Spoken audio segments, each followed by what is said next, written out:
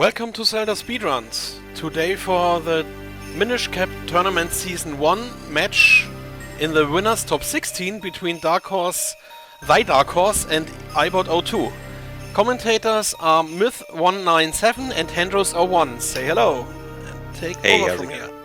Good evening. Yeah, the emotes. Hang on. Yeah, so we've got the second match of the top 16. We've already had one, but we didn't. We unfortunately we didn't have a chance to restream it. It was actually your match, Hendris. It was you and Allison. Yeah.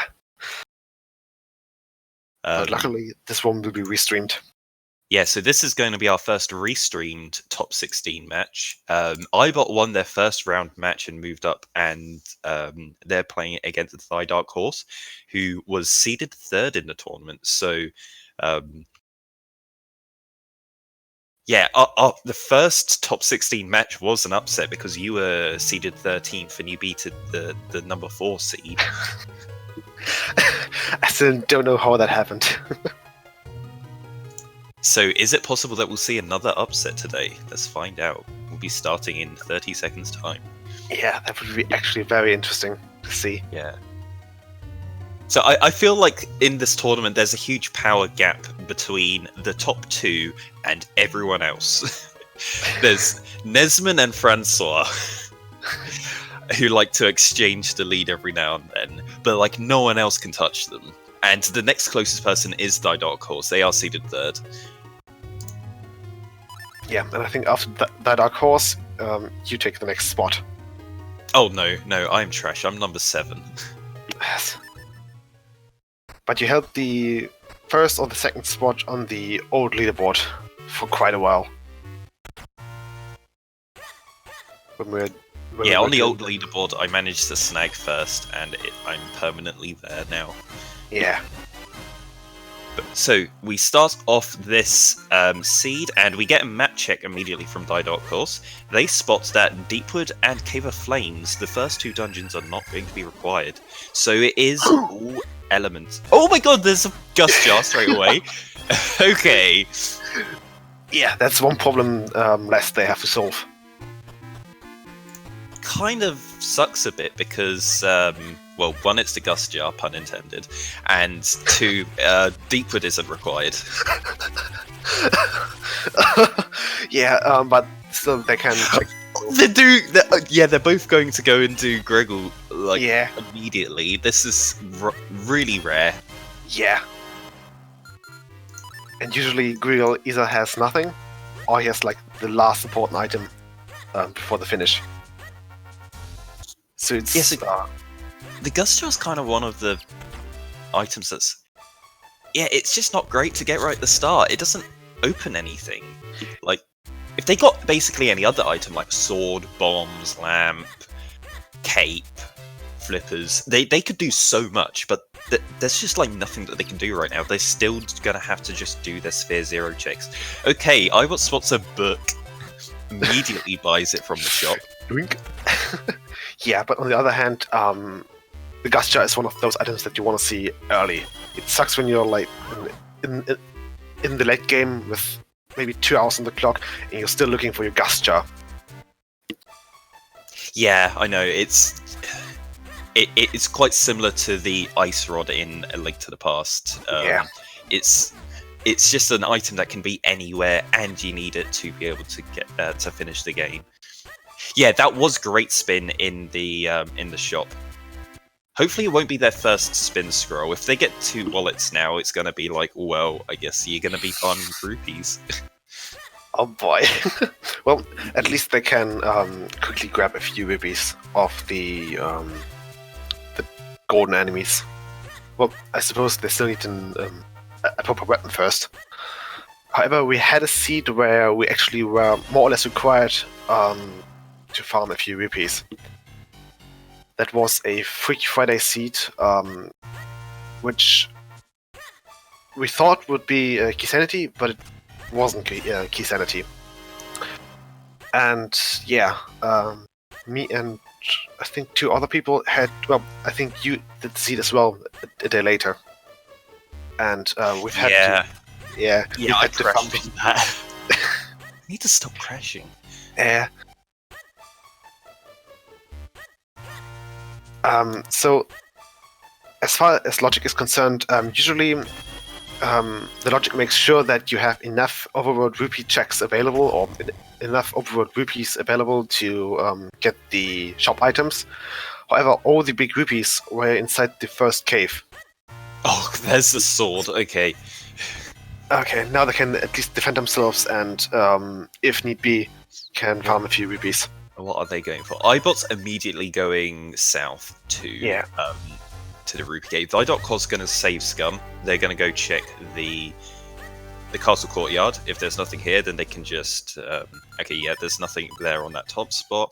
They go and check the blade and see if there's anything there. Oh, Okay. Finding a second sword and a second book and the Caster Watts kinstone. Yep, ThyDarkHorse finds junk in the courtyard, decides to. They're going to do the save scum's going to take them back to town. They get. Ibot finds sword beam Yeah. and also a boomerang. That's a decent set of items that you get there. Yeah, definitely. It's nice to have Now- a boomerang ready, just for a few switches, and to get the occasional fairy. It kind of looks like their only option right now is to go to Minish Woods. Yeah. You want to do your checks in South Hyrule Field like immediately now, but you can't route in Minish Woods right now since they're missing their bomb bag. So they're gonna have to go around a long way through Lon Ranch. Yeah. However, they can still pick up their the items from the beanstalk. It's not too many items, but I suppose it's something that you want to get rid of, something that you want to do rather early than late. I'd say this is a bit of a slow start. We're 5 minutes in and just got the Rupee Cave, and all we got out of it was a sword. I mean, we've got 2 swords, but the second sword doesn't really do anything for you. It's that third sword that really is the power item. Exactly, since the third sword gives you access to the Caster Wilds area in the Western Woods. Okay, we're picking up another kinstone. I think it was a Caster Wilds. Yeah, I think it was a Caster Wilds kinstone. Yeah, a second. Wow, these guys are like neck and neck. Yeah.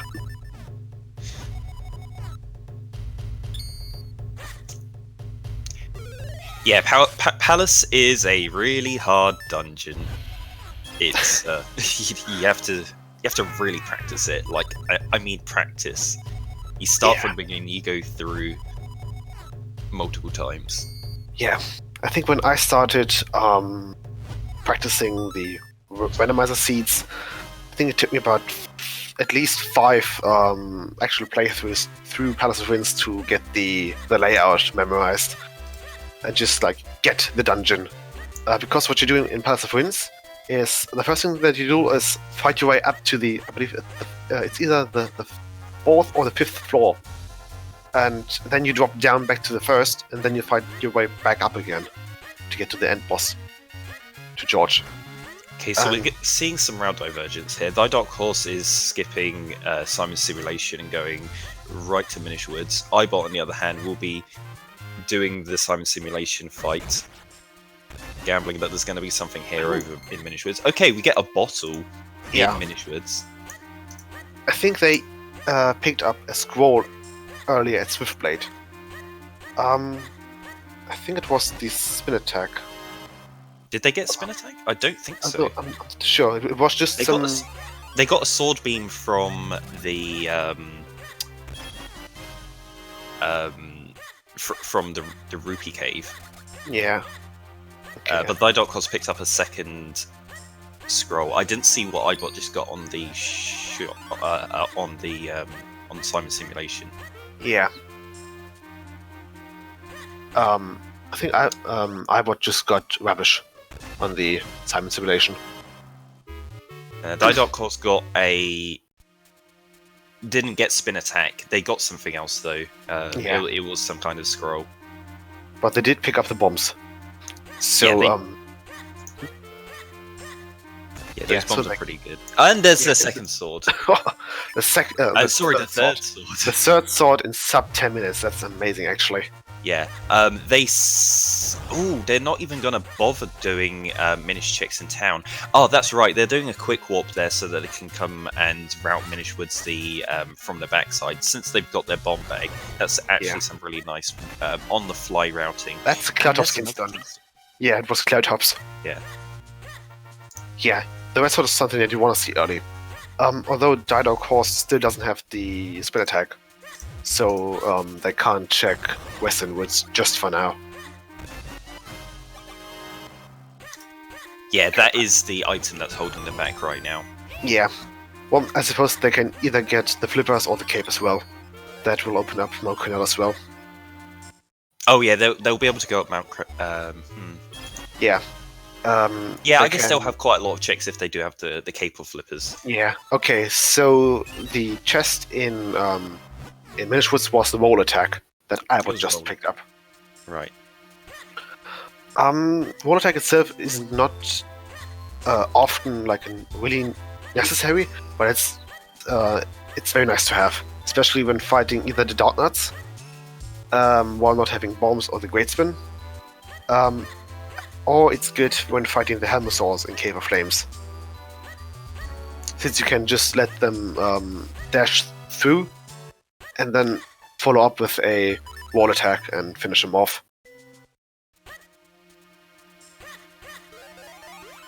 Yeah, ThyDarkHorse has checked everything in Minish Woods. Yeah. There's nothing else they can get. I was picking up a bomb back. What else is there to do? There's it's under the school. I don't think we checked the Lon pot, and then there's I checked the London pot. Ibot did the London pot. I think it was a recipe. Oh right, so yeah, there's two things left. It's under the school or North Hyrule Fields. Yeah, we already did check Simon. Simon had rubbish. Yeah, Ibot just did it. Yeah. What is? Okay, very interesting. ThyDarkHorse is picking up a charm from Din. Now that thing, or that charm, isn't used too often. However, since you can see, it boosts Link's attack by double, and it also turns his tunic red. Yeah, this is a really nice play by ThyDarkHorse. Yeah. With the sword beam as well. The sword beam does more damage than the level 1 sword. Oh no, he's got a red sword, so the sword beam will do the same damage as his normal slash, but with the Din's charm doing double damage makes that fight super easy. Yeah, you can actually one hit those red. I don't know what they're called. The red the levers. Yeah, the levers. Okay, I'll actually have to remember that. That was super fast. He was lucky he had the bottle to be able to do that. I normally wait till you get spin attack, but yeah, if you don't have spin attack and you get I mean great spin. I guess he could have also done roll attack as well. Yeah. So with the charm stays until you get hit. I'm pretty sure. I think the charms are okay. Ibot is picking up the spin attack. Not Ibot, ThyDarkHorse. And as far as I remember, the charms are timed, because I can clearly remember that when the charms almost run out, Link's tunic color will flash back to green. So it's like red, green, red, green. Oh, right. There we go. There we go. Yeah. Yeah, so the charms are timed. Also, it wouldn't really give you much defense. Oh yeah, if it was with the defense ones, it's completely pointless. Okay, it's just the Cloudhops Kinstone there. I was thinking of the Wind Waker one. Yeah, you mean the soup charm in this game? Oh, was it the soup? Yeah, I think it was the soup. The soup in Wind Waker gives you a full heal, and I think double damage as long as you're on full health. Yeah. Yeah, it's actually. Yeah, you get some uses out of it as well. Grandma's soup is fantastic.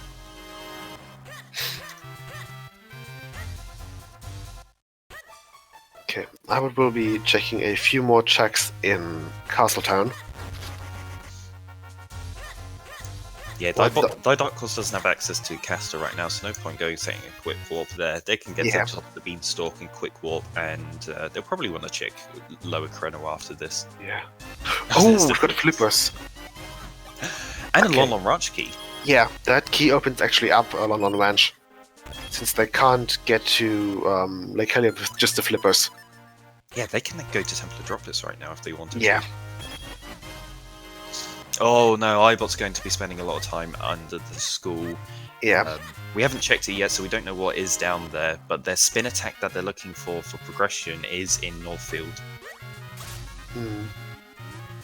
Yeah. I think base 1 Quill is a good call, since ThyDarkHorse already has the Gusture. They don't need to keep that much of an eye on the bomb count. Ooh, picking up the Pegasus boost there. I swear this is supposed to be a myth seed. I rolled this. You rolled this? I rolled this, yeah. I don't know what's going on. This really doesn't look like a myth seed. It looks like a Noe seed. All I care. Yeah, this does look like a baby seed. Come on, we're not even 15 minutes in. Yeah. Wow, okay. So we're not even 15 minutes in and we already got the level 2 sword. Got the flippers, the Gusture, the bombs, and the boots. I mean, there's... yeah, let's not count towards go mode yet. There's still a huge amount of items that they need to get. Yeah, but still, for just 15 minutes, it's a very solid start. Okay, I'm picking up his spin attack as well.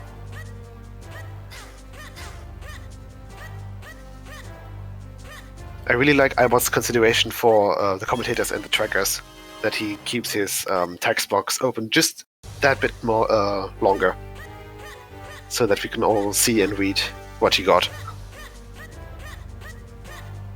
Yeah, ThyDarkHorse is using a auto tracker, I believe, so their tracker automatically updates as soon as they've picked up an item.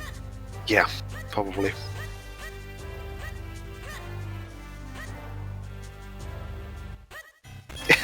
Yeah, Ibot knows the pain of being a tracker. Okay, Ibot will now be checking their Western Woods as well. We'll be finding, I believe, one Keenstone there, in the Beanstalk. I haven't really paid attention to the cave though. Ooh, was that a butterfly on the Veilfuls, or I just missaw? I didn't check actually. Yeah, I was looking at Ibot. Okay, I will be picking up a Casterwald's a Cloudtop's Keenstone there. Yeah, we're on 2 apiece. Oh, ThyDarkHorse is going to be able to use the Lon Ranch key and avoid having to shrink. That's always super handy. Yeah, they're not even going to bother going to lower Krenel. Cave of Flames isn't required, and they got their flippers, so, you know, follow your most recent progression.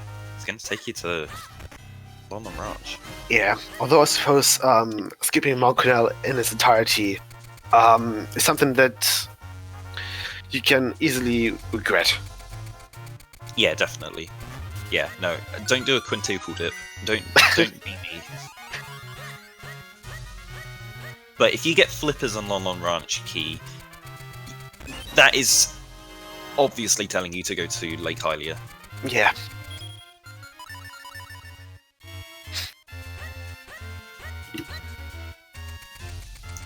And since ThyDarkHorse already picked up the boots, that means that they can check the miniature-sized caves as well.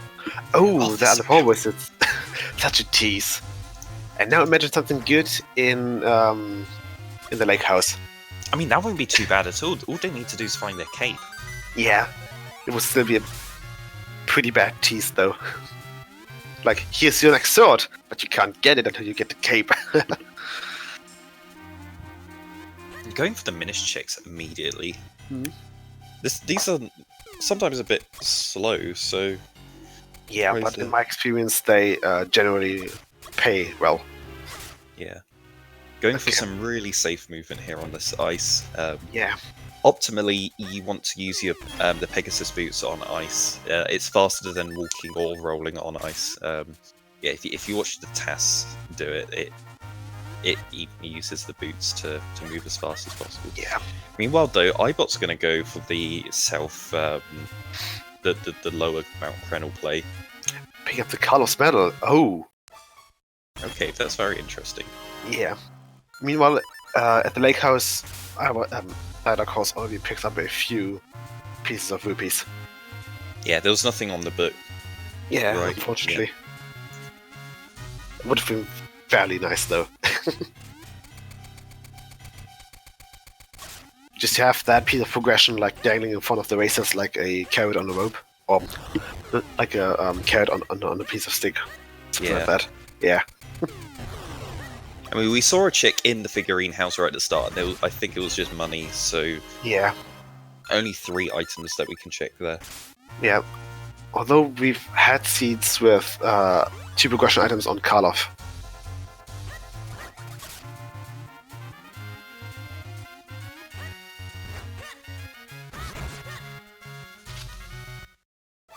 Yeah, ThyDarkHorse showing why Sword on B is suboptimal. They were mashing A to swim faster and accidentally placed some bombs when they landed on the ground. That is the reason why you do not have Sword on B.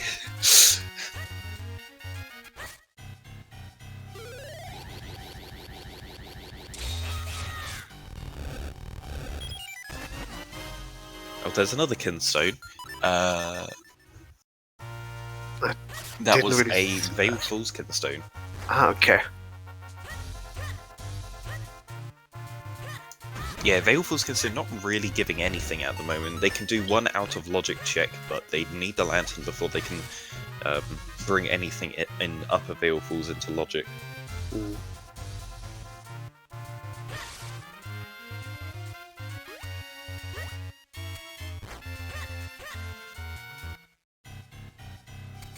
Yeah, both of our runners flying at the same time in 2 different areas of the game. Yeah, it's always nice to see diverging paths. Just because it's that more entertaining, I suppose. Did we get the London Cave checked by ThyDarkHorse? No, we didn't. Yeah, I think they decided to skip out on that. Yeah, just for a bit. Ooh, okay. There's a graveyard key. Picking up the graveyard key. So when we find one more sword, we could go all the way through Royal Valley to the Royal Crypt, but we are still missing the lantern to get the element. But they could check every other location there. Exactly. Okay, ThyDarkHorse actually checking the southern Hyrule Field cave. Just quite often a bit overlooked, just because it's just that much more like away from the town middle, or the middle of the map. And it's just one check, which turned out to be a hard piece. ThyDarkHorse also has access to the Minish Flippers cave. I think they can go for that and then route and Deepwood Shrine. Yeah. They have Gust Jar, so and the Flippers, so they do have access to do Deepwood and can potentially full clear it if they want to. It just depends on whether or not they want to be diving a non-required dungeon this early into the seed. We're only 20 minutes in, and there is still a lot that they haven't checked. Yeah, especially when Thermocloplets is a required dungeon, and they haven't checked that as well yet. Yeah, so there's still like these 6 items there that they can pick up, which could be the lamp. No one's checked Caster Wilds either. They've got the boots, they can go do that. Actually, no, Ibot hasn't picked up his boots yet, but he should after he's done hit in Lower Mount Crenel. That he has no progression after these next 2 checks. So yeah, once he's moved this seed, then he can leave and go and get his boots. Yeah, ThyDarkHorse is going to go for Deepwood. They are making the gamble that Deepwood's going to have something. Yeah. Deepwood is a fairly quick dungeon, so you shouldn't lose more than 10 minutes in here. Yeah, but still 10 minutes are 10 minutes. Yeah, he is So- also missing the cape, which does speed up things a lot, so it could be closer to 15 minutes. Yeah. All a risky, but not too risky strat or choice.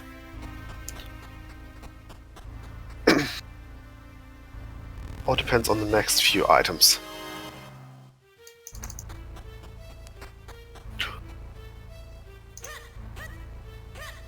Yeah, so we're guaranteed to see a key on this next chest. It's either a small key or a big key. A small one. Okay.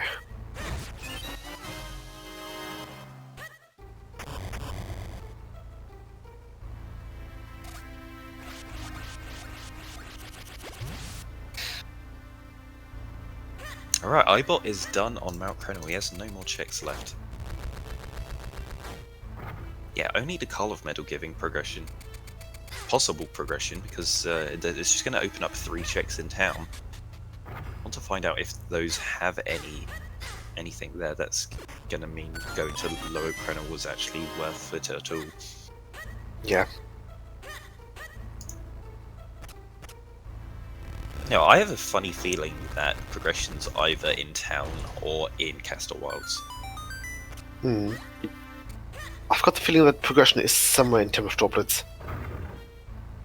Just because the game gave you the London key and the flippers fairly early. Like, it's not uncommon to see your flippers at minute 40 or 50 even. I guess you've got your Gust Jar and your flippers. That that gives you a lot of things you can do in Templar Droplets. You can go all the way to the the blue chew fight. Yeah. Could we see a lantern? A lantern somewhere in Templar Droplets. One of the worst places the lantern could be. Yeah. I think if the lantern is on Wobbuffet or on Blue Chew, it doesn't matter what else your seed has, you're like insta-banned. Oh, we didn't see what the heart piece item was on ThyDarkHorse in Deepwood Shrine.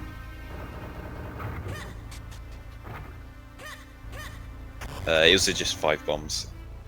Okay. Yeah, they just picked up another small key. Can use that to quickly get to the back without having to do the vanilla path. Looking for one more small key. I don't know if they picked up the boss key yet. I think they I haven't. think so. Yeah, meanwhile, I was checking, oh. Jabberna in Deepwood. That's always a fun one. Yeah.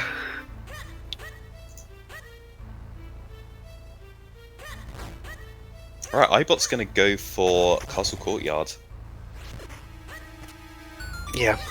I think ThyDarkHorse already checked the courtyard in its entirety. Okay, and there's the big But key did he? on the pedestal. Yeah, I think so. Okay.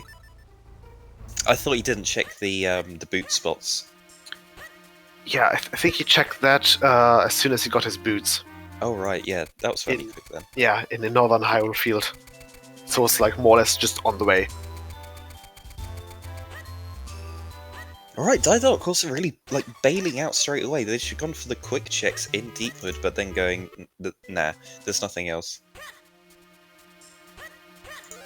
Yeah, they just see the boss key on the warp spot there, and then go. Don't fancy that. Yeah. Maybe going to Temple of Droplets next. Did they just pick up any progression there? Don't think so, no. I mean, so the things he skipped was the Moldoza drop, the basement switch chest, the basement big chest, and the Madapilla chest, and the boss. So Yeah. there is still a handful of items there. Yeah, and you're right. There was actually a butterfly in Bell Falls on the Rhythmania location. Yeah, there was one there.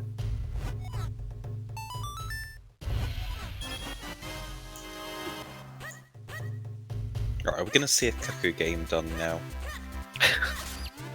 Nah, but with the flippers, they're gonna go check Karlov.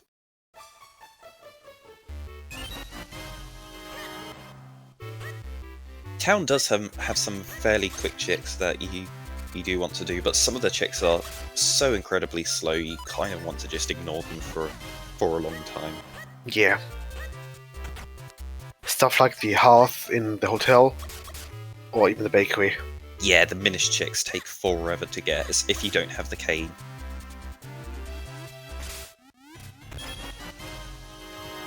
Yeah, with the flippers, he has to shrink in Coco Game, and then not in Coco Game, in the carpenter's house, and then walk their way around the whole town.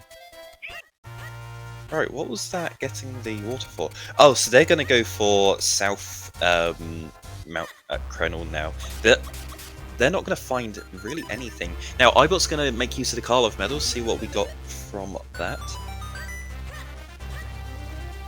Okay, that was a quick spinner, I suppose. Yeah, just a fast spin. So going to lower Krenel was completely pointless. Yeah.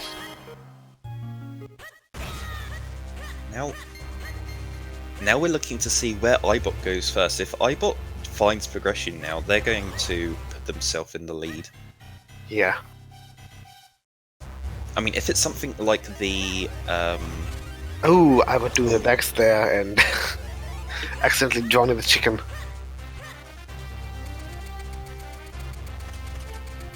Yeah, that's why you do Coco Game first, because you dunk the chicken and you don't waste any time. You can just immediately start checking other things. So he turns Minish straight away and is like, okay, let's do some Minish checks now. Instead of having to waste time going all the way back over to Anju and restarting the minigame. Yeah, exactly.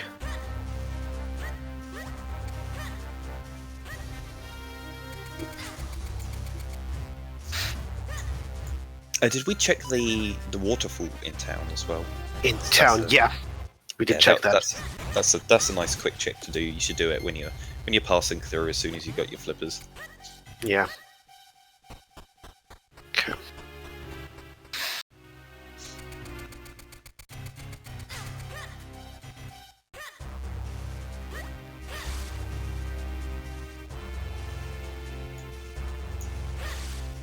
All right. Ibot went to the roof and didn't find anything, so Yeah.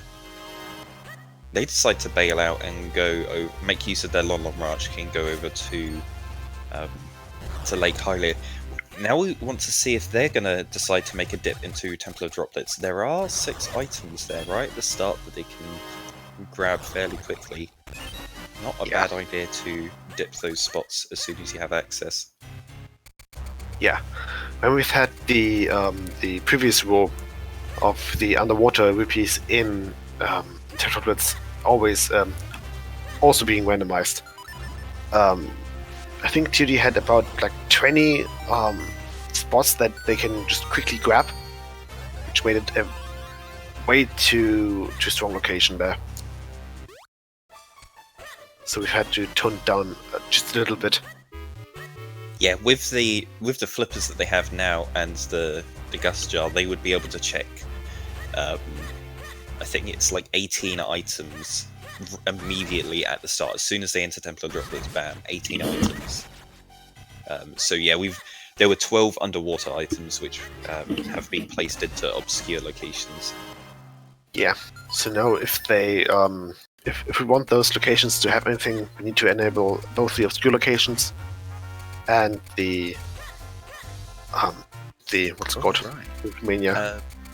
So ThyDarkHorse, I don't think he full cleared Lower Krenel. I think he just did some of the quicker checks and then decided, nah, I'm gonna go somewhere else. They're doing a lot of dipping and diving. They're leaving stuff that they think is gonna take too long and going for the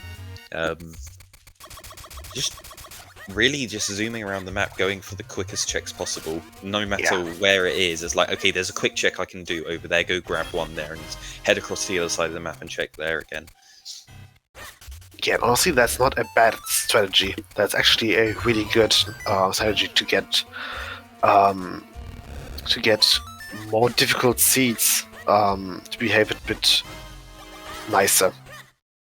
Since more difficult seeds will generally just zigzag you, or they will let you zigzag across the map. And since ThyDarkHorse is currently just dipping in and out of locations, a lot of the zigzagging can be like spared. Yeah, this could possibly hurt them because if they're right before getting one of their progression items and they leave and then have to come back 20 minutes later, that's 20 minutes of lost progression time. It's high risk, but it's also high reward, I suppose. Yeah, because you are, if that check, the next check afterwards takes another minute to be able to get there, you can get to another location in the overworld and get to, one or two more things within that minute, so, might as well do that. But he is going to go for the Minish checks in Castor Wilds. This is something that takes an obscene amount of time, and you normally see people skip out for a long time. Oh. But it pays off! There's the moments! Right, so that is where our progression is hidden on this seed. The moments in Castor Wilds. Yeah. I'd like to see them go back to town and do some of the MITS checks there. It doesn't actually open too much, really. There's a couple of things in Trilby, in town, and in North Minish Woods. Yeah, and there's the Mids Cave here in Castle Wilds as well, which is quite often overlooked a little bit. But many... Yeah, that is a quick check. You should definitely Yeah. do that anytime you're in Castor and have the MITS. Yeah. It's two very quick item checks.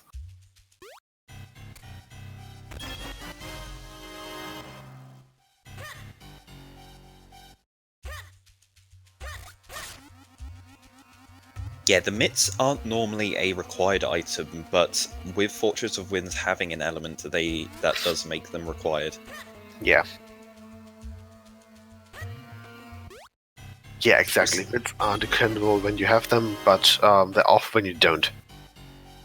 I mean, we don't have the bow either, so even if they find one more Kinstone Forecaster and have access to Fortress, they can't full clear it. They can't do Yeah. it once either.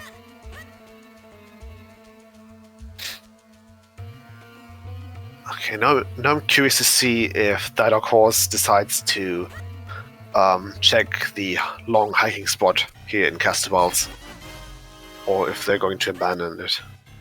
Looks like they're going for it. Yeah. Normally, you would quick warp out of this cave if you weren't going to do that. Yeah. Yeah, and that Fall cave back is in the super hole. awkward to get out of. Everyone always hits the thorns there. You have to. The easiest way to do it is you tap left as for the shortest period of time you can, after you've exited that hole, and then you can just hold down and jump down. Yeah. You just any amount of tap left will let you move far enough so that you can press down and avoid the hole. But if you press it for too long, even more than just a light tap, then it will then you walk into the thorns and get hit. Okay, so I'm only having a single rupee, and Ibot having a single heart, which may be a bit risky. Okay, they're going to pick up their graveyard key as well. ThyDarkHorse didn't get anything on that first check, did they? No, they didn't. And it's just junk here in Castor. Yeah. Just double checking their kinstones.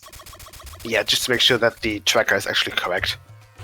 I've had the seed where my tracker displayed that I've had all 5 Cloudtops kinstones after fusing one of the Cloudtops, but I only had 4.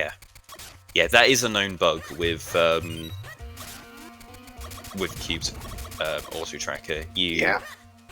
I've noticed it sometimes with mine, but it happens more in Castor. You do, but it does it the opposite way. But yeah, the bug that people have noticed is that when you do one fusion, if you have only 4 out of the 5, then it gives you an extra one, and it says you have all 5, and then you get confused. Yeah. I But, think it was even one of my race settings, or one of my race seeds. But I think yeah, I tried to fix that, but mine goes the opposite way now. Yeah, it's when you have all of them and you go and do the first fusion, it takes one away and then says you don't have access.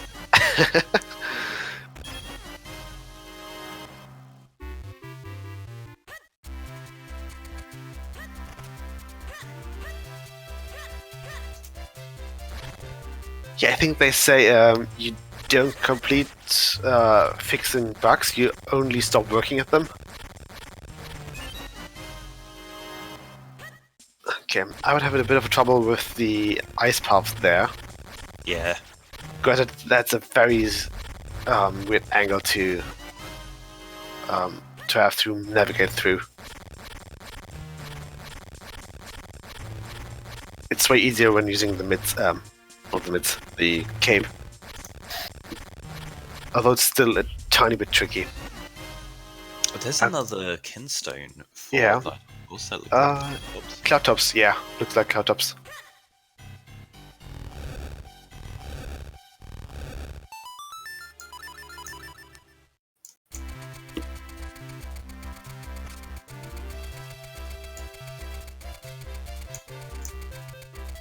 I've done the quick myths checks in town. Gonna go for these myths checks in Trilby again. 3 more quick checks you can do.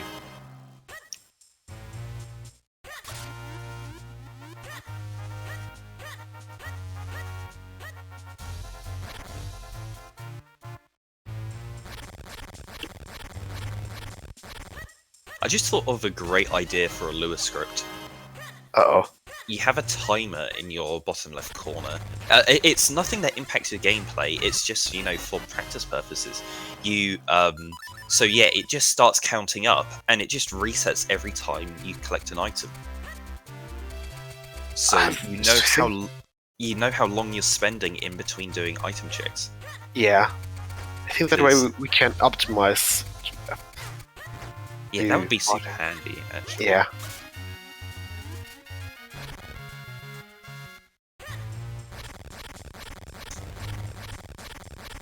Yeah, basically split on item get.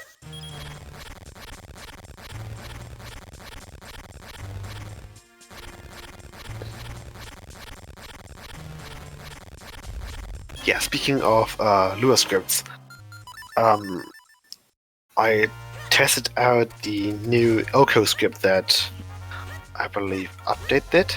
Let's see, was it update? I think it was update. Yeah, it was update. Yeah. Which makes it actually really fast to do the Oko mode, since you don't have to wait for your hearts to deplete, or your not deplete, but it instantly plays the animation. Okay, Ibot's picking up their mids as well. ThyDarkHorse is going to go into the school basement. We saw Ibot do this earlier and didn't get anything important. Yeah. Is ThyDarkHorse going for roll lifts? I think I think so. Yeah. No, I don't think they are, because that's not how you do roll lifts. Okay. You have to place the bomb and roll the frame after. So if they place a bomb and then do a roll quite some time after placing it down, it's obvious that they're just trying to pick up the bomb, but you know they weren't standing on top of it. Oh, it's doing the frame after. Okay, yeah. I've tried using wall lifts with placing the bombs and rolling at the same frame. Ah, okay. that explains things. I think it's the frame after. I'm not too sure. I don't know the exact frame timings on a lot of the tricks. I just do it until I get the feeling for it. Yeah. Yeah, ThyDarkHorse did go on the right path of the school, which again is completely suboptimal. Exactly the same as their sword position. Incredibly suboptimal. Very disappointing in their choice of doing things in this.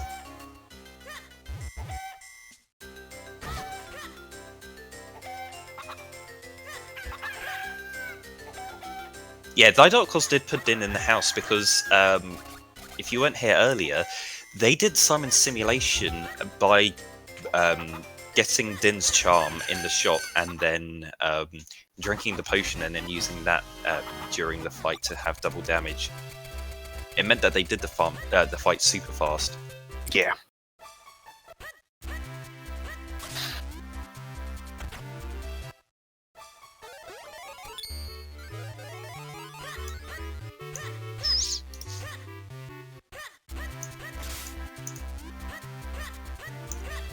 It looks like progression has to be in Templar droplets at this point. Like, Yeah. what else is there to do? ThyDarkHorse is going to do some of the slowest chicks in town left because it's pretty much their last location. And then after that, just some Mitz chicks in Minish Woods and then Templar droplets. Yeah. They have a sequence break in Vale Falls for one chest, but that's logically locked behind the lantern. Yeah. And you kind of want to have the lantern for Temple of Droplets.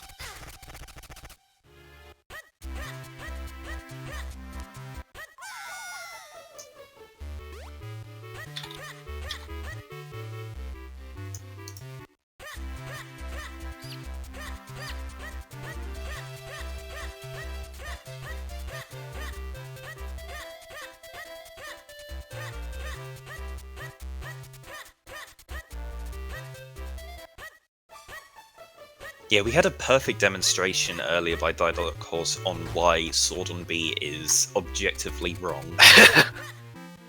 They had the bombs on A and their sword on B, and they were swimming, and they got to the end of their they got to the edge of some water, and as they were mashing, they put a bunch of bombs down when they hit the water. You see, that is what happens when you have sword on B. If you have sword on A, you just do some harmless sword slashes, no biggie. They lost a bunch of their bombs. They only had 10 bombs at the time, so that could have really hurt them. And they did it with the Gust Jar as well in Deepwood Shrine. Yeah, I remember that.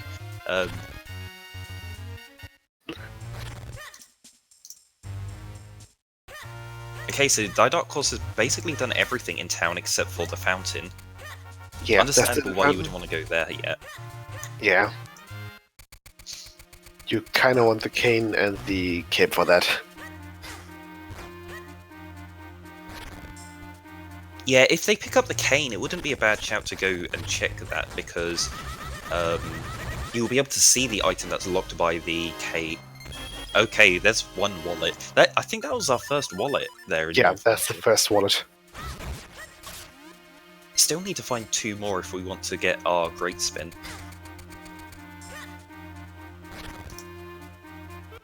You know, bailing out of Deepwood might have really hurt ThyDarkHorse if Ibot goes there and decides to full clear and find some progression in the basement. Or on Green Chew. or even on Green Chew. Remember, this is a Myth Seed. Yeah. And Octo Anything is goes. required. Yeah, So anything goes. Yeah. something else needs to give.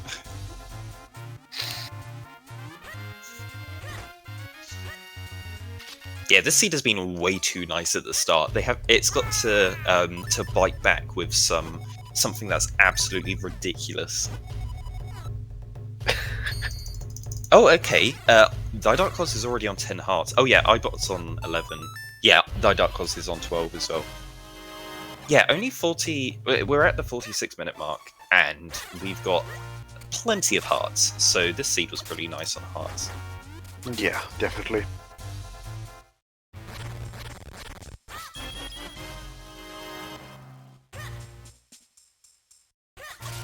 Yeah, this is my making for this seed, so... Okay, ThyDarkHorse is going to make their way into Temple of Droplets. The reason why they didn't come in here earlier is because you kind of want the lantern before you come in here, because it speeds up a lot of the things. Also, not having the cape really hurts, because you can do a huge sequence break in Temple of Droplets and avoid having to do both of the sides separately. If you have the cape, you can do the right-hand side and then just jump and you're on the left-hand side of the dungeon at the end of the Dark Maze. So if you don't have the cape or the lantern, really slows down this dungeon, so you kind of don't want to go here without those. But there's basically nothing left in the overworld for them, so Yeah. they're left resorting to check Templar droplets for progression. Yeah. Imagine checking TOD for the vanilla progression. Yeah, lamp on Blue Chew would be very interesting, to say the least. Okay, I was picking up his Cloudtop's Kinstone. Yeah, they are both on the same amount of kinstones right now. Looking for 3 more kinstones.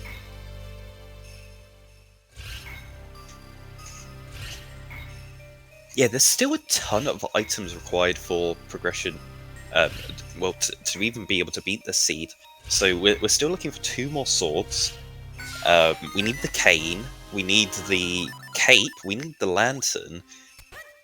We need the grip ring. And we need 3 more kinstones.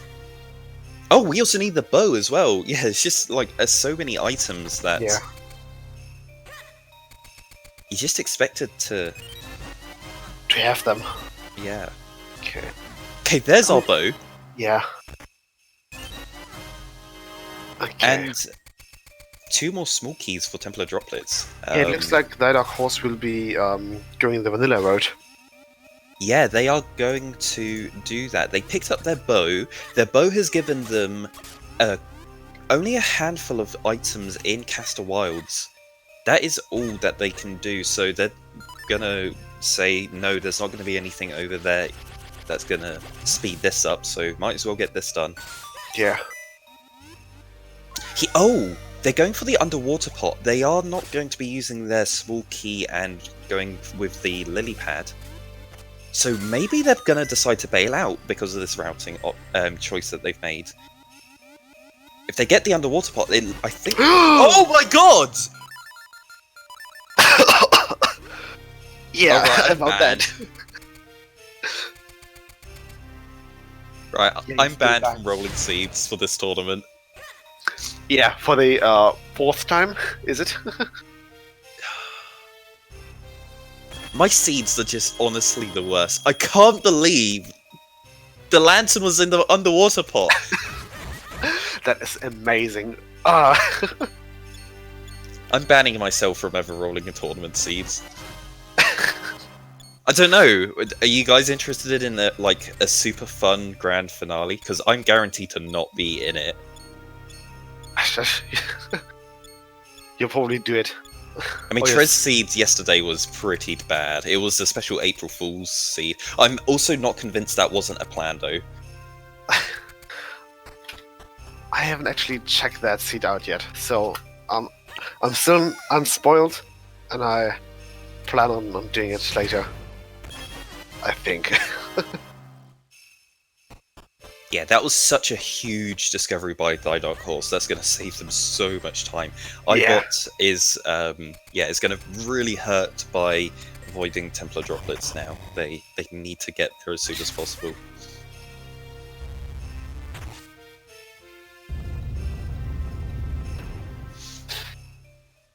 Yeah, ThyDarkHorse fighting Blue Chew there, or Wobbuffet, as we like to call it. Chew Fight 2 Electric Boogaloo. Exactly.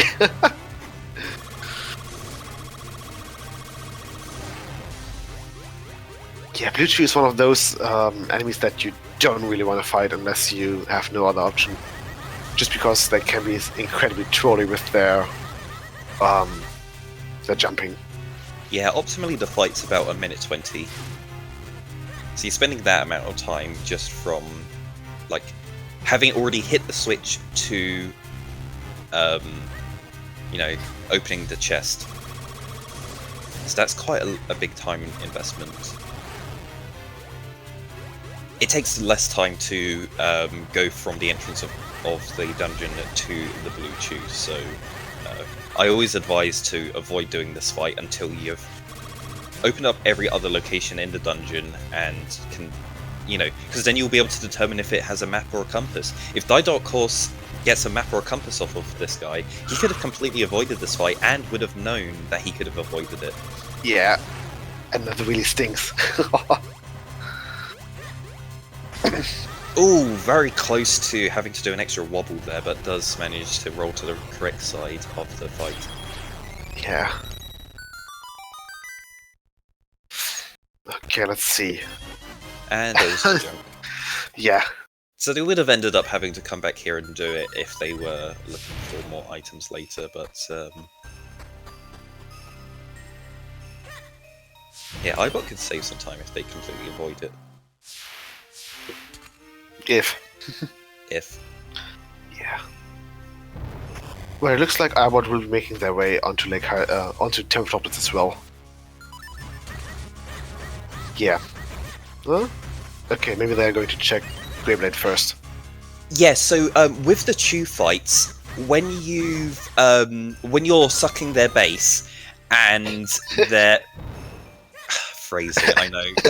All of you just need to like improve your maturity levels. Come on, stop taking what I say out of context.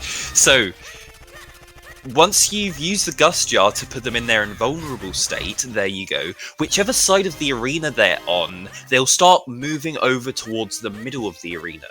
That is going to be their first wobble direction, and you want to make sure that you're on that side of them when they'll wobble towards the middle. They'll wobble all the way back to the side they came from, and then they'll wobble back again towards the middle and drop. So that will be like a 3 wobble. You want to make sure that you're on that side of them so that they wobble and land on top of you. Otherwise, if you're on the other side, they'll wobble back the other way.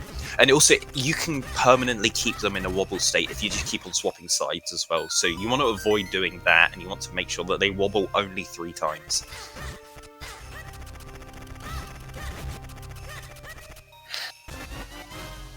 Honestly, I can't describe that fight without it becoming some innuendo. Yeah. Completely unintentional. Why do they have to make an item that sucks? I blame Capcom, okay? Still better than the Gust Jar in Skyward Sword. There the Gust Jar doesn't suck, but it blows. Which isn't better at all. Yeah. Okay, Ibot is in Templar Droplets. Hopefully, if they decide to go through the rest of the dungeon, they will find their lantern. And there's the grip ring. If the next if the next progression is up on Monk now, that would be very hilarious. Yeah, because that would mean that you need to get to Lake to get to Monk now, and then possibly back to Lake or Bell Falls. Yeah, ThyDarkHorse are really hurting without having the cape at the end of the Dark Maze. At the end of the Dark Maze, you would normally jump with the cape over to be able to do the Scissor Beetle fight and activate the blue warp. It saves a huge amount of time because then you don't need to do the lily pad ride on the left-hand side. It saves several minutes. Yeah, without that, they've got to the end of the Dark Maze and go, okay, I guess I'm going to spend 5 minutes doing this path to Octo. Octo is required, you have to do this, might as well do it now that you're at the end of the Dark Maze.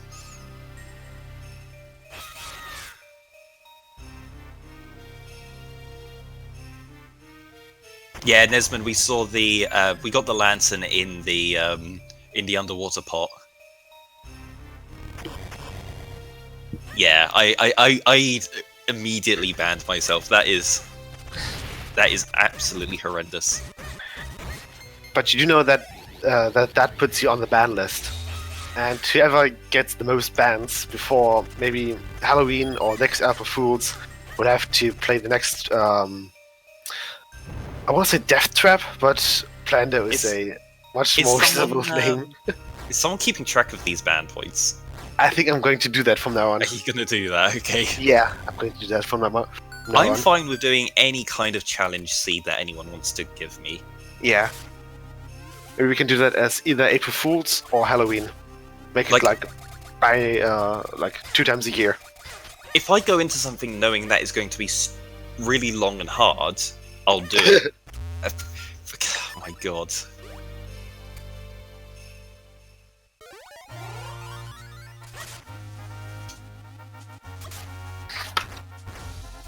Okay. Let's Stop see. taking what I say out of context. Never. It's way more fun that way. Now, the only things I get frustrated by is when we're on like Super Jet Seeds and I Last Location Go mode, and yeah, that's just not fun.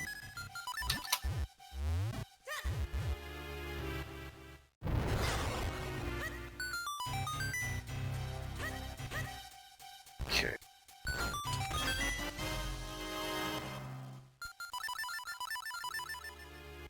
Now I'm picking up the lantern as well. Yeah, after picking that, you just immediately quick warp. I wouldn't think that going through the rest of Templar droplets would be a bad shout right now. I mean, ThyDarkHorse just got to the Red Warp. They didn't even go fight Octo. They just got to the Red Warp and then decided to bail. Going through the rest of that area wouldn't be... There's no way of speeding up those areas with more items, so might as well just do it now. Even if you go and hit go mode somewhere else and then have to go through this dungeon again, it's not going to be any faster than going through it now and checking the items along the way. But they are deciding that, you know, the grip ring and the lantern is just so strong for going up Vale Falls, so, you know, that is understandable to want to leave right now and go get some progression there. Yeah, the main reason why you want to go to Vale Falls is because of this cave. This cave that they're going to do after the waterfall.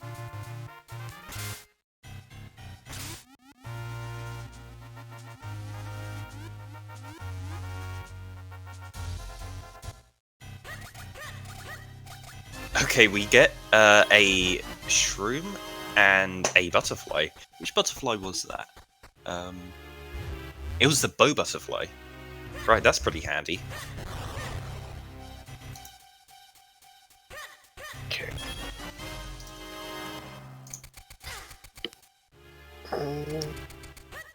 I'll quickly put the Google Docs document with the ban list into Racing General. Oh boy, there was another kinstone there, and it was Cloud Tops. There we go. Right, so we're 2 kinstones now. One for Cloud Tops, one for Caster Wilds. Why is it always the case that this happens? When Fortress and Palace are both required, there's always one left of each, and then, you know, you always find, like, your last Cloud Tops is in Fortress, or your last Fortress is in, like, it's always that. Yeah.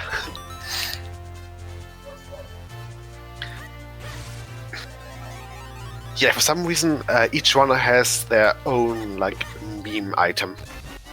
That's, mostly your last go mode item. Yeah. Oh, well, it's not even always an item, but just something that you get in the game. Alright, ThyDarkHorse is set on 7 scrolls now. They can do Swiftblade next time they go to Caster. Yeah, they're also on 4 Cloudtops kinstones, so they can do pretty much everything here in Cloudtops and then leave, and then they'll just need to come back later when they have their 5th Cloudtops kinstone.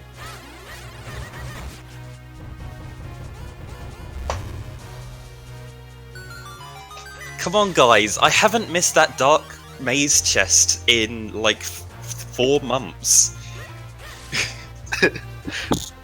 It was still a very iconic. Time that it had progression. Yeah, well, the same goes for Darklinus Compass, but still. I mean, surely you should say that it's the roof, because that's the most recent one I forgot about. The shop roof. Well, I did forget about Dr. Left's attic, but it's still not as entertaining as the Dark Maze check that you did, or well, that you didn't do.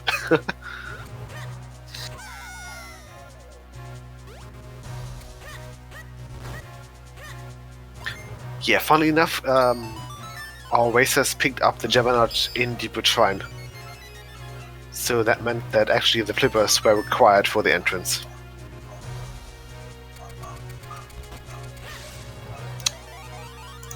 Get some Oh My Dog in chat for my next top neighbours.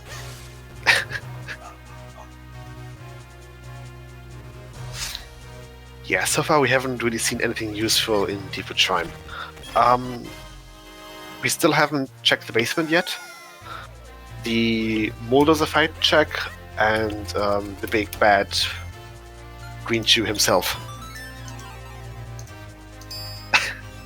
Exactly, the location of the Juggernaut is always very important. Oh yeah, absolutely. Oh yeah, we also saw the power bracelets in the middle of Lake Hylia. So we're gonna need the cape first before we can go and get that. Yeah. Okay, Ibot going through Dark Maze with only 4.5 hearts left. Yeah, this is going to be a bit risky. They do have some hearts that they can farm. Yeah, but still, it's very easy to get trapped in the next room with the ice floor and the fire snakes. That happened to me quite a few times, and I lost either all my health or half my health. Do we know if they picked up a fairy in a bottle? I don't think so.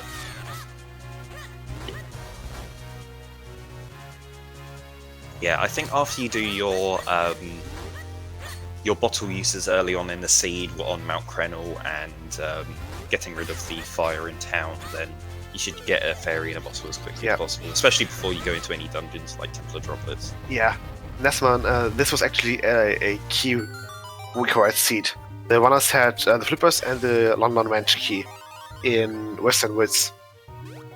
So they actually needed the key to get into Temple of Droplets, where the next progression was.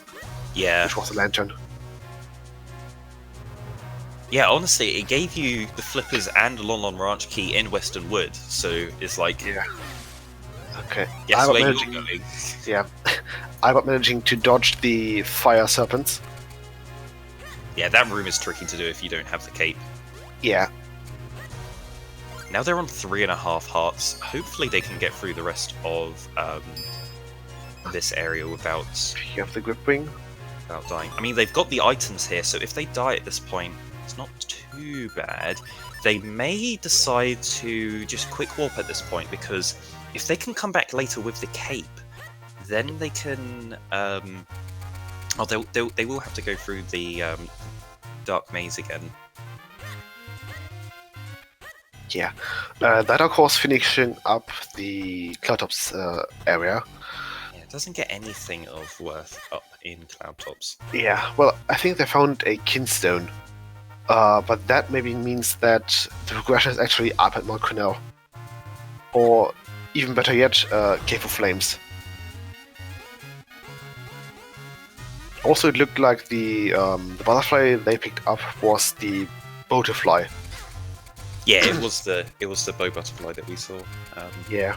Okay. Well, the kinstone and the Wakey Wakey shroom. Yeah. So, yeah. But yeah, ThyDarkHorse should really do some overworld checks now with the lantern. They don't take too long to do, and it looks like we're going to see them do the one. Although, I think that progression actually might be on the grip ring. In Cave of Flames or Mount Cornell. Yeah, in Cave of Flames. Kane in Cave of Flames, just to, ultra memify the seed. Please, yeah. Either the Cave of Flames or Beanstalk. However, Cave of Flames would be a bit more evil. Just because... Yeah, that's right. There's the Beanstalk up there on Mount Krenel. That could have something. Yeah. Won't be the first time that the Kane is at the Krenel Beanstalk.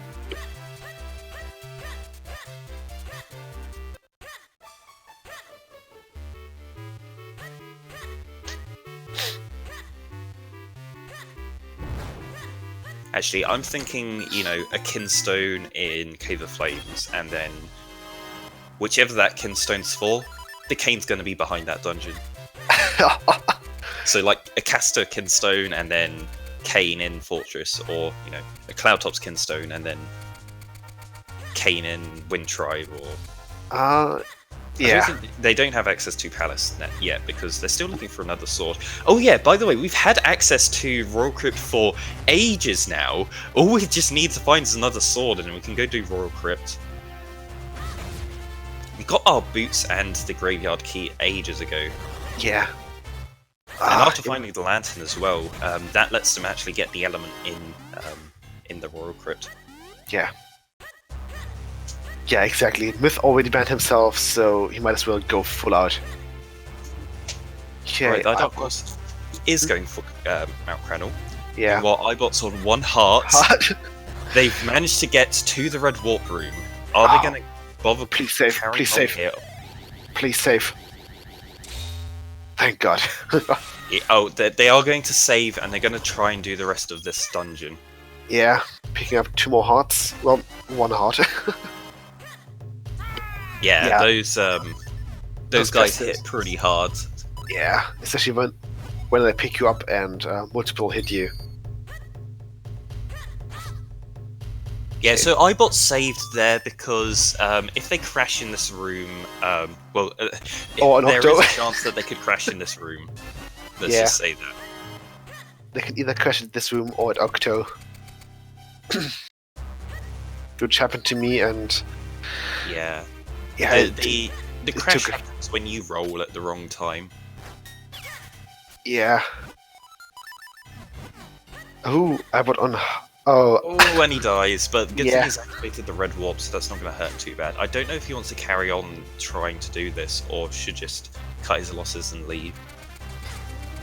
ThyDarkHorse didn't find really anything after leaving the droppers, but Ibot is going to leave as well. yeah. I wonder what they're going to do. They just got their grip rings, so that's on their mind right now. Oh, No, they're going back in. Yeah, they've changed their mind. They are going to go and activate Ibot02. Yeah.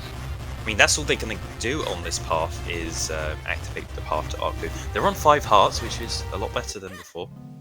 Yeah, 5 is better than 3, I suppose. Yeah, this fight is super hard to do if you don't have either the 4-sword or the Great Spin. Yeah, they can burn the cobwebs there. Yeah, he did make sure to focus one of the Wigglers down, because fighting one Wiggler is much easier than fighting 2. And I called it a Wiggler when it's a Caterpillar. So, those of you who don't know, in the game logic, the devs didn't know what these were called, so they called them Wigglers, which is the incorrect name. They are Caterpillars. And still, if you go into the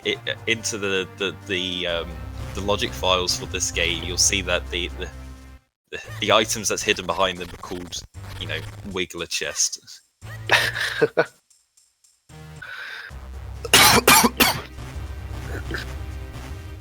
Okay, ThyDarkHorse climbing up the beanstalk, and now we're going to see the moment of truth. Will the cane be there? No! Yeah, that's a bit disappointing. Because that could mean... slightly ahead. Oh, whoops. Okay, yeah, I'm I just had... refresh as well. Yeah. Well, I've just had to refresh to make my Twitch chat reconnect. For some reason, it tends to disconnect for some reason, and then I'll have to refresh multiple times to get it to connect again. Okay, Ibot is going to be doing the vanilla path in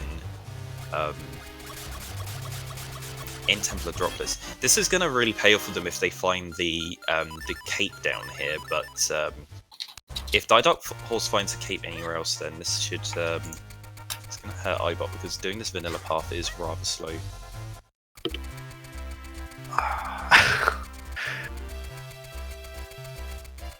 Oh no. Yeah, imagine the cane or your next progression item being in Cave of Flames. Yeah, ThyDarkHorse did just skip Cave of Flames. Yeah, he but did the path all the way up to the top of Mount Krenel, and then went, nah, I'm not going to go all the way to Cave of Flames. Yeah. Well, they did pick up the bow in Templar Droplets, so that could mean that the bow is the next progression item with the 4 checks in... Well, not 3 checks. With the 3 checks in Castle... Well, no, 4. 4 checks in Castle Wilds. Is it 4? 5. Yeah, 4. They can 5. do the scroll. Ah, the scroll, yeah, of course. Did they do the checks that they have available in town? Because they just got the wake up shroom for Rem, and they've also got the lantern for the half ledge. Those 2 are really quick checks, and I expect them to do them. But I think they just Ibot did do the... I think it was Ibot. No, ThyDarkHorse did check the hotel. They did check the hotel. Yeah. Okay. They did check the half ledge, but they didn't check Rem.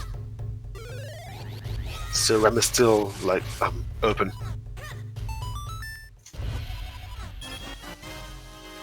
Right, Right, nothing on Swift Blade. What are we going to see Ibot get in the basement of Templar Droplets? So far, just to repeat. Nothing on the Madapilla fight. Madapilla's nice. Yeah. And for some reason, Ibot is once again at low heart count. Ooh. Ooh, getting super trolled by the pestos. Yeah. Lily pad movement is really difficult in this game, and it's something you have to practice a lot. Yeah. One of the most practiced sections of the early game in the speedrun is the Deepwood Shrine Lily pad section. You will see speedrunners always practicing that before they do runs. Yeah. And if Ibot dies here, then they have to do the lily pad section all over again. Hopefully they do the lily pad skip. Yeah.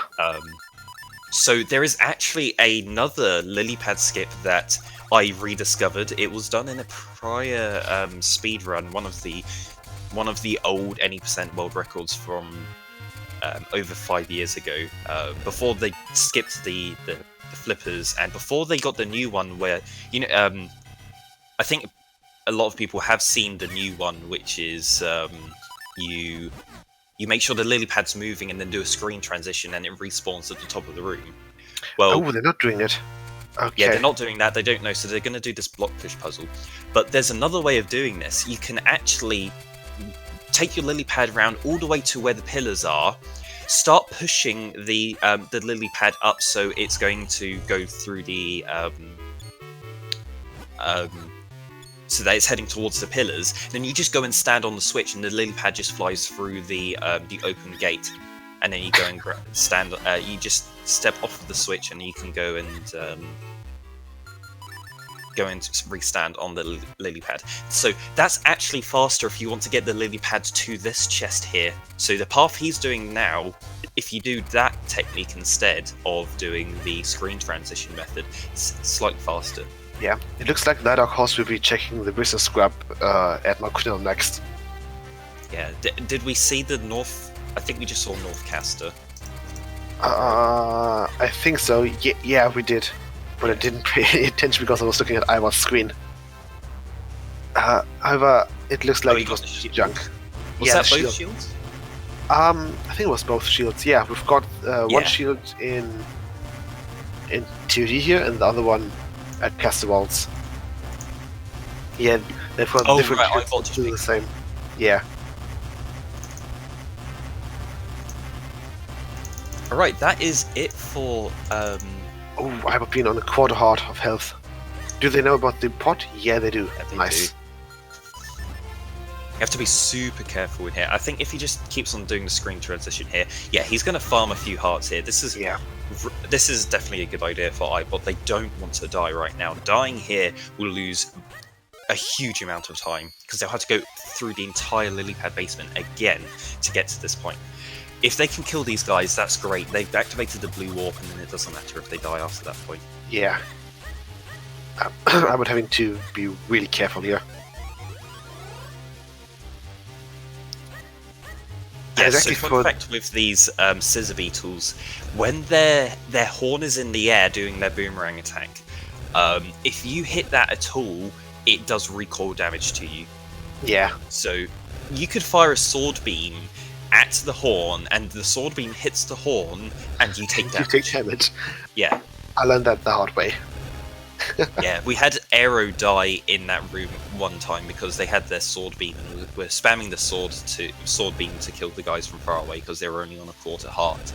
And yeah, their sword beam hit the horn and they died. And there was no scissor beetles anywhere near them. They were the other side of the room and they just died for no reason. And they were like, wait, what? But yeah, so watch out for their horns. Yeah, they're Pokemon and they know the move counter.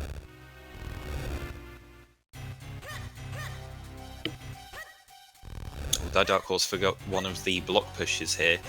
Yeah, this area, something you don't see very much at all in randos, so it's something that you don't really practice that often. But yeah, when doing any percent, this area is super common to practice and do optimally. Yeah. Also, he was standing on the right hand side there when doing the gust jar. Yeah, that makes you suck up to that Helmasaur. So you want to stand slightly to the left, and you don't hit the Helmasaur that way. Okay, Ibot is on to Octo. Are they going for the... I don't know. Going for the minute? Did they save before? Don't think they did. Don't think so. Oh my god, Octo's going to be our first boss. 1 hour 20. Ibot's You going don't to see be the that first too to often. get an element. Yeah, you don't see that all too often, Octo being the first boss. I mean, since Gleerock and Greenchew don't have elements, they're normally the first bosses that we see done. So, you know, under these settings, like, it's got to be Octo that's the first boss to do. Yeah.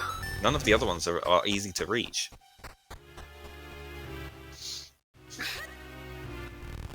Oh, we've got someone in chat asking about the man-up. Do you want to explain that in excruciating detail? Yeah, so Okay. Octo is there are 3 stages to this Octo fight. The first one, he just fires rocks constantly, so it's really easy to hit back.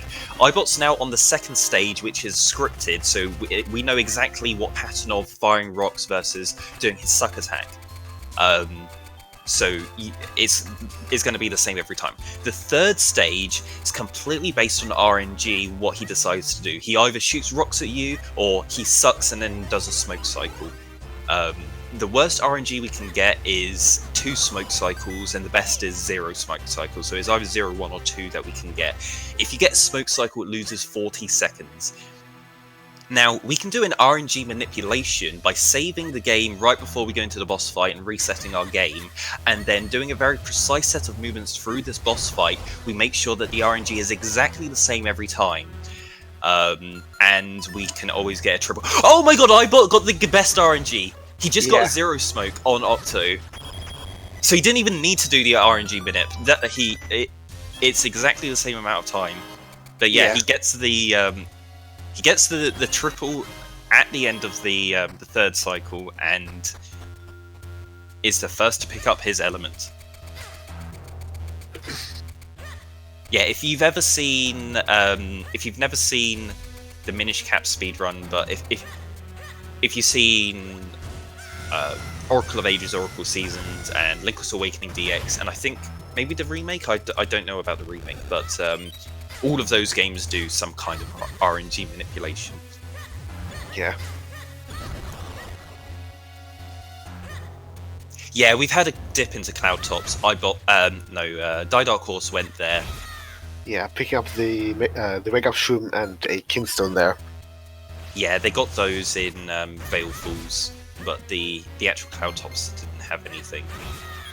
Yeah, which really...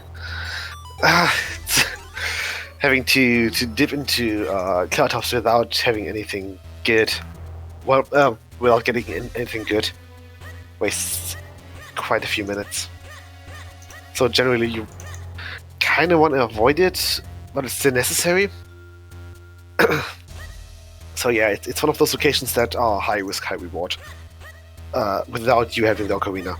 If you've got the Ocarina, then the Ocarina makes it way easier to access and to leave Cloud Tops. Deepwood hasn't been done yet.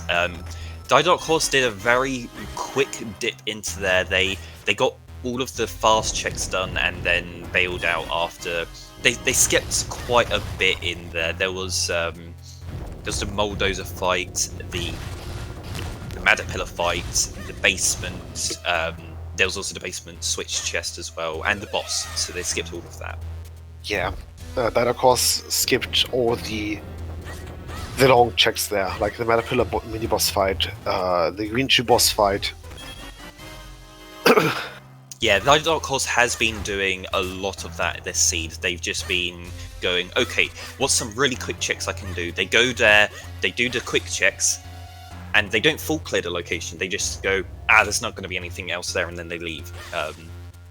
It's kind of hurt them a little bit. They've been leaving locations earlier than they've really wanted to. Like with Cave of Flames, they went all the way to the top of Mount Prenel, then when they got to the rain chest, they quick walked back down and went and checked other places, and then they were like, okay, I guess I need to go to Cave of Flames, and then they've come back here. Yeah. Well, ThyDarkHorse did check the entirety of Cloudtops. So if Ibot decides to check Cloudtops as well, it's going to take him around the same time, since they both don't have the cape. Although, if Ibot decides to leave Vale Falls as soon as he gets his mushroom and the kinstone, then he can possibly save 5 to 6 minutes, if not even more. Yeah, that is unlikely for Ibot to do because they are missing one kinstone for Cloudtops, and there's always the chance that you're going to have a French vanilla Cloudtops kinstone. Yeah. There are a decent amount of items up there. So. Yeah, ThyDarkHorse doesn't have the great spin, so and they don't know the quick kill for this fight, so they're going to have to just do an impromptu fight here. Doesn't take too long. Oh yeah, that's right. We saw great spin on the shop. Okay. That's the butterfly, the backup mushroom, and then. Oh, there was nothing in Cave of Flames. Ooh. Bit of a bummer, but yeah, I think it's inevitable. It's got to be in Deepwood. Either that or on Rem. We have yet to see Rem. There are there's a handful of overworld checks we haven't done. We haven't seen what's there yet. Oh, there's okay. there's the Deku Scrubs. There's one on Krenel and one in Trilby. There's Rem, just mentioned, and there's the Fountain. Oh, Rem at nothing. Okay, good. Oh, Rem had nothing. Okay. Never mind then. Yeah. So yeah, it's just 3 overworld checks, and well, we can see a 4th one as well. Where's ThyDarkHorse going? Oh, I think they've put off this Long Cave. No, yeah. They definitely did it. They did that, but they didn't do the lamp check, did they? Oh, they're going back to Templar Droplets. Ooh. Yeah, they didn't do Ibot02. They Yeah. got to the Red Warp here in Templar Droplets. Yeah, the only thing that ThyDarkHorse will be picking up there is his mirror shield. Yeah, so Which you kind of don't want to. Well, you don't want to spend 5 minutes getting there just to get the mirror shield.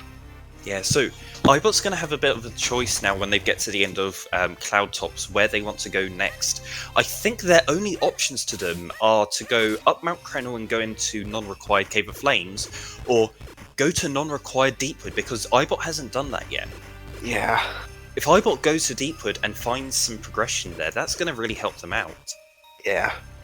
If they go up to Mount Krenel, they're not going to find anything, because ThyDarkHorse has just full cleared it and found nothing. Yeah, exactly. Ibot didn't do the top of Mount Canal, so he might want to go there next, just because they still have the beanstalk open for them, which does contain quite a few items.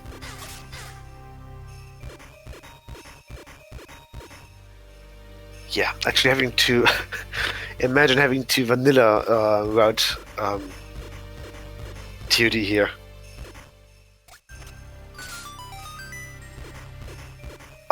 Yeah, that's one of the things that you don't want to do, just because it takes so much time.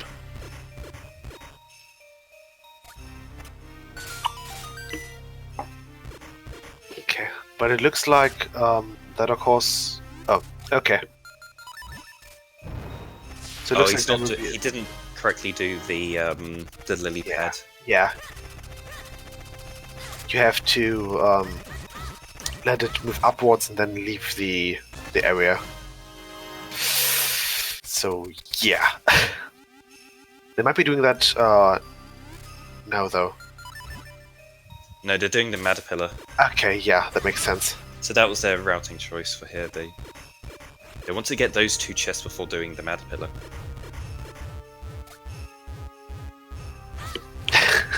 Blizzy, don't give me more arguments. Yeah, there we go. There's another reason why you don't have sword on B. If you're sword slashing an enemy and get knocked into the water, you immediately dive underwater because you're pressing B. Yeah, but B just feels right. It's wrong. Empirically.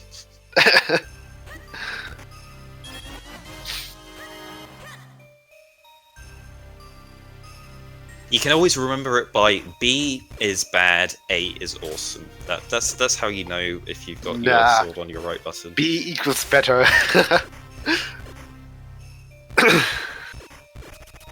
Yeah, also we're going to see ThyDarkHorse doing the... pushing the lily pad round to here and then... Gonna have to do this puzzle. Yeah. Yeah, so here, the lily pad's in the perfect position there. If he just moved it slightly down and started pushing it up, then he could, as the lily pad's moving up, just go and stand on the switch, and then the gate opens as the lily pad flies through. It requires some practice to, get it, so I wouldn't want to practice it in the middle of a race. I'll try it a couple of times before you get to here, but yeah, doing the ice puzzle is slow. You want to skip it if you can. Yeah.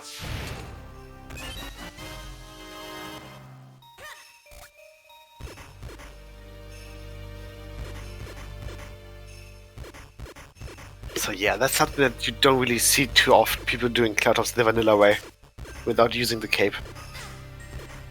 Yeah, when are we gonna get, items bound to our D-pad, like in Ocarina of Time? Oh, please let the cape be in vanilla Palace of Winds. That would be amazing. Oh my god, yeah, there is one item in Palace of Winds that doesn't require the cape, so there is only one place in Palace of Winds that the cape could be. Yeah.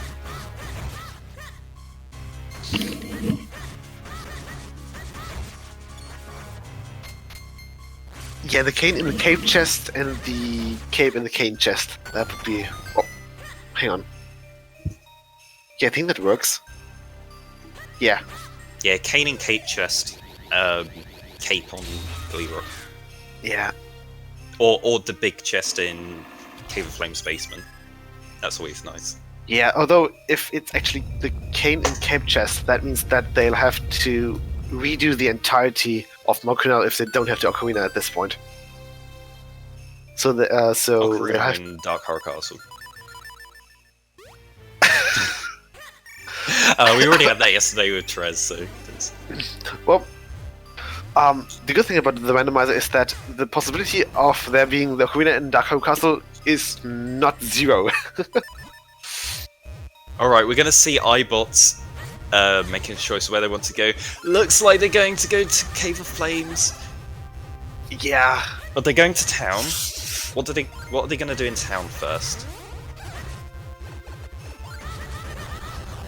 And we're still on our red sword. This is 1 hour 30 in, and we're still looking for 2 more swords. Ooh. Ibot picking up Din as well. Well, picking up Din to Tom. Oh right, he hasn't been to town yet since he had his lantern, so he's gone to... There's a few checks he can do here. Yeah. You know what? The fountain has been in Logic for ages, and no one has touched it. Oh, imagine the Kinvian fountain. Or the cape. Or even the next sword. Okay, it looks like I will be going towards Castle Wilds next.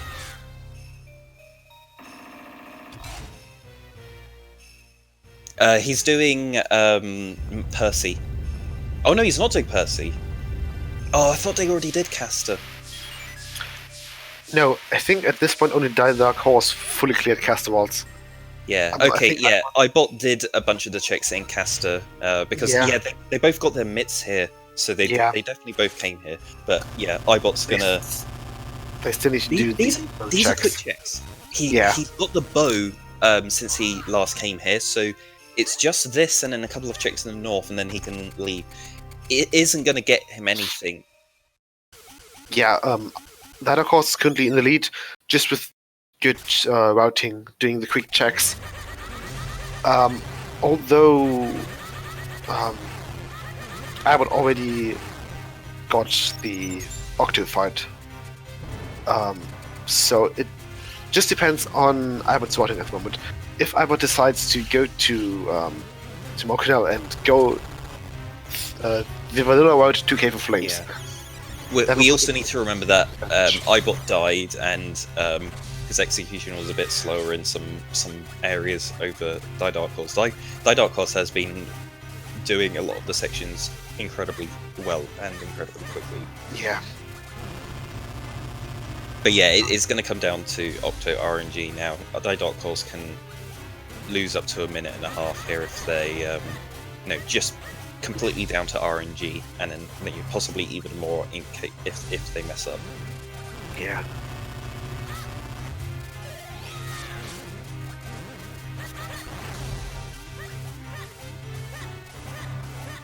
Yeah.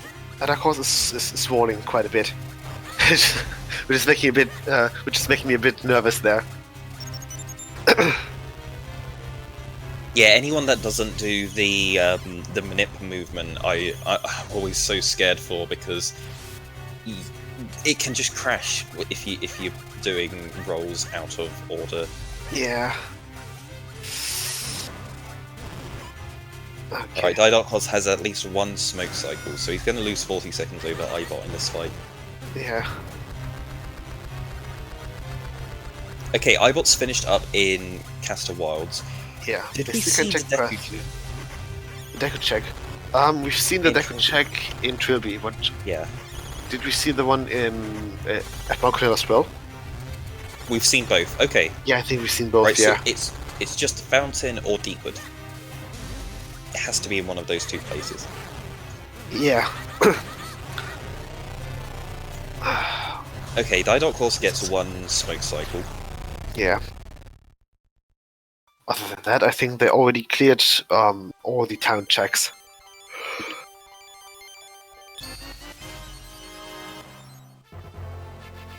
Yeah, I don't think they did the Fountain. Neither has done the fountain, and Ibot is going to go to Mount next, which is going to cost them. Which is going to cost them. This is going to cost Ibot so much, unless there's the Ocarina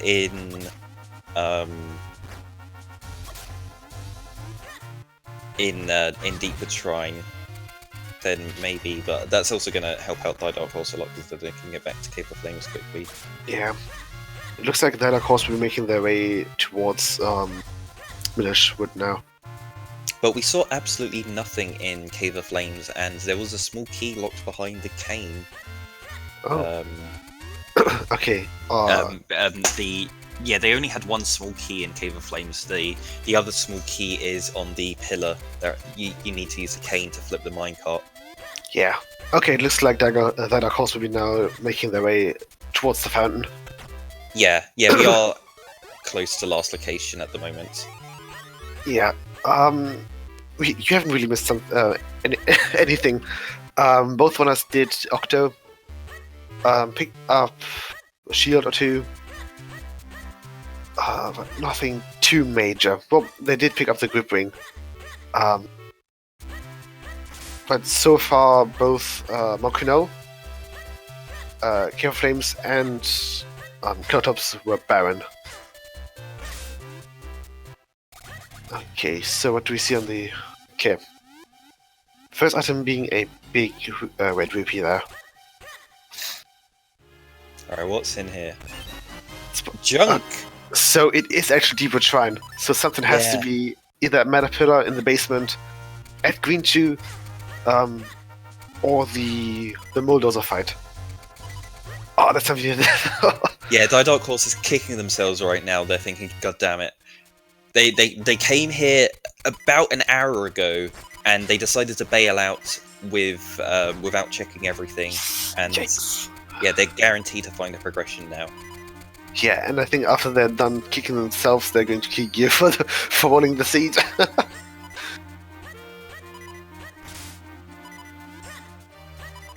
Yeah, definitely. They were too willing to leave locations this seed, and it's meant that they spent a lot of time having to backtrack.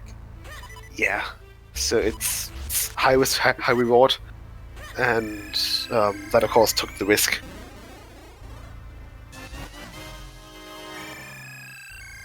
It's gonna go for the Blue Chew fight straight away. They have one small key, so they can save scum to get everything else. But I think they're going to get their last small key on the green shoe. Yeah. Which means that they're only going to be getting one item off of him. Did they pick up the Sword of Commerce yet? Don't actually... No. I don't know if they picked up Map or Compass. Yeah, maybe they'll be doing a map check there next. Yeah, he got to that back room, activated the warp, got the 2 chests that are under the dust, and then just left. Didn't bother doing Madapillar or the or this fight.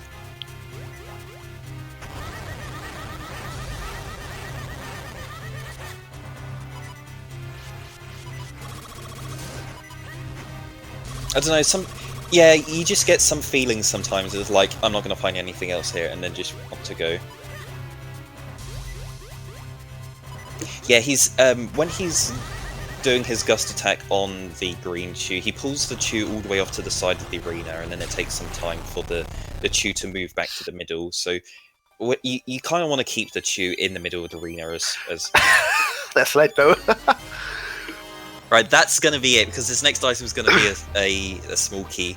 Yeah. So, yeah. Green shoe not required. Oh, it's a bottle. Oh, it's a bottle. Wait, where is he missing a small key? Oh, he hasn't done all of the small chests yet. It's the switch chest. Yeah. Yeah, so there's a guaranteed key in the switch chest. He can skip that. He doesn't need to go and get that switch chest if he's paying attention to logic. We saw that there was junk on the heart piece for the Madapillar fight, so he just needs to do the Madapillar fight. Oh yeah, he didn't have the lantern when he came here before, so was having to pay attention to the amount of keys they had and didn't want to go and do this Madapillar fight. They did do Electric Boogaloo. Okay, there's the map, and it's got to be on the the Moldoza fight. He opened that door ages ago and then didn't go and do it.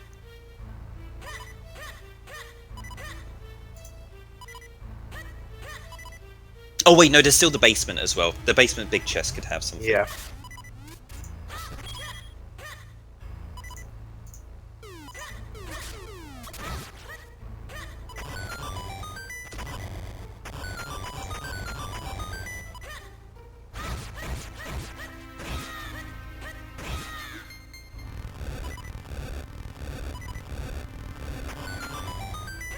Right, well, are we going to see anything on the Moldoza fight? Oh, it's in the big chest! Oh, Actually in the big chest. Now, they haven't opened the switch chest. Hopefully they don't make their way over there, because they're just going to be getting a small key. See, I told you, Hendris. It's Nesman that says dude.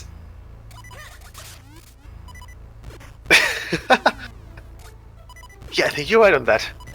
Yeah, so this is actually last location for ThyDarkHorse. They've checked everything else. This is actual last location.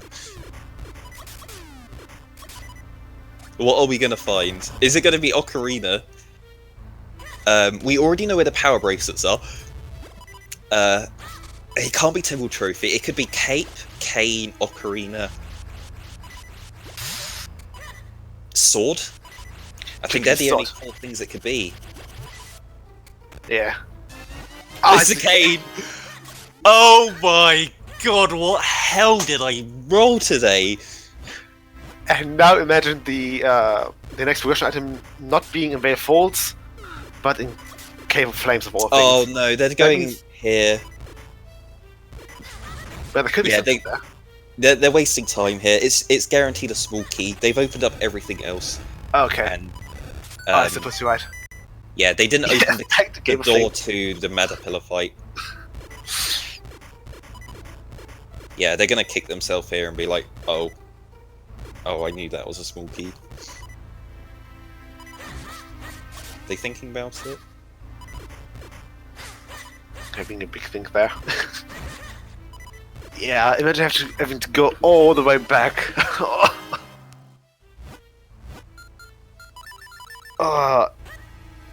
Yeah, they're gonna have to walk all the way back. Yeah, but I suppose no, to Mount Colonel, sorry. Yeah. Well, there's always the possibility of the next progression being in a Veil Folds check, in lower Veil Folds.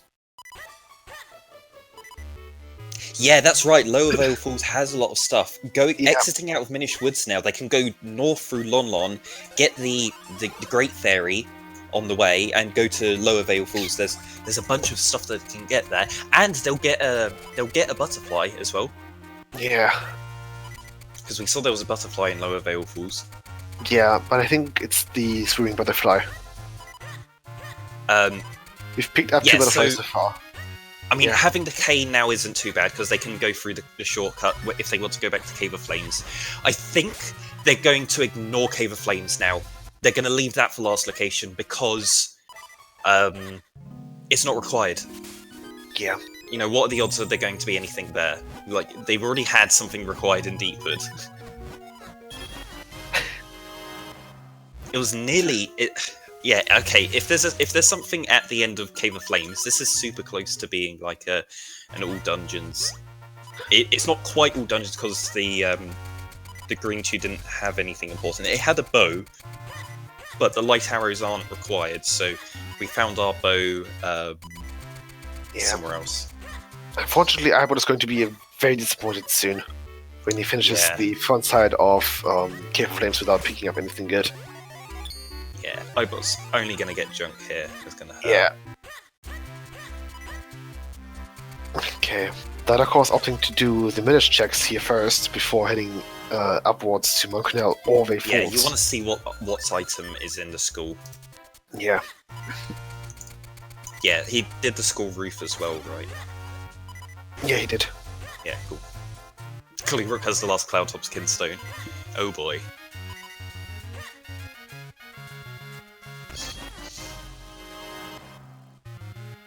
He skipped the roof. Okay.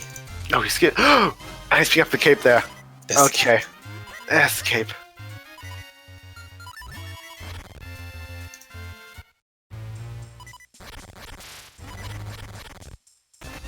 And the dog food. and the Tingling Trophy. Yeah, so that's two more fetch quest items. Absolutely loaded in Lower Veil Falls. Yeah. Is he skipping the sword blade as well? Yeah, he is. Oh my god. Really? It doesn't take that long.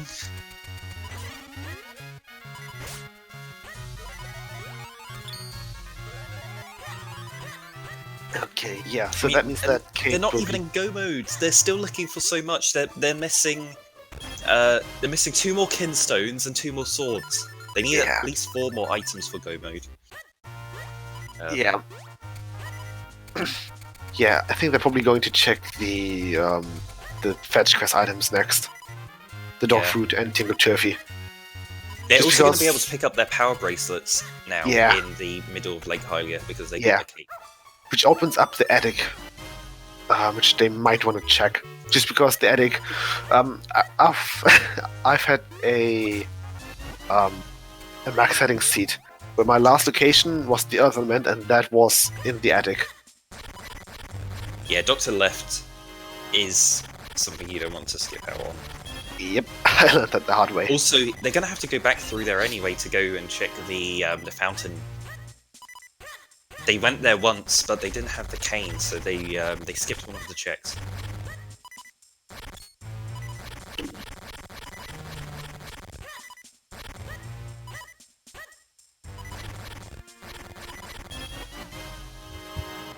Well, we still need the Ocarina, so we could see the Ocarina somewhere in Wind Tribe. Oh, we don't need to find the Ocarina. Well, yeah, it was just because of the comment that Nimbus posted with the Sword on Tingle on Malawi and the Sword on Tingle, the Book on Malawi, and the Sword on Yelawi. Yeah, Ocarina on Gleerock. Yeah. No.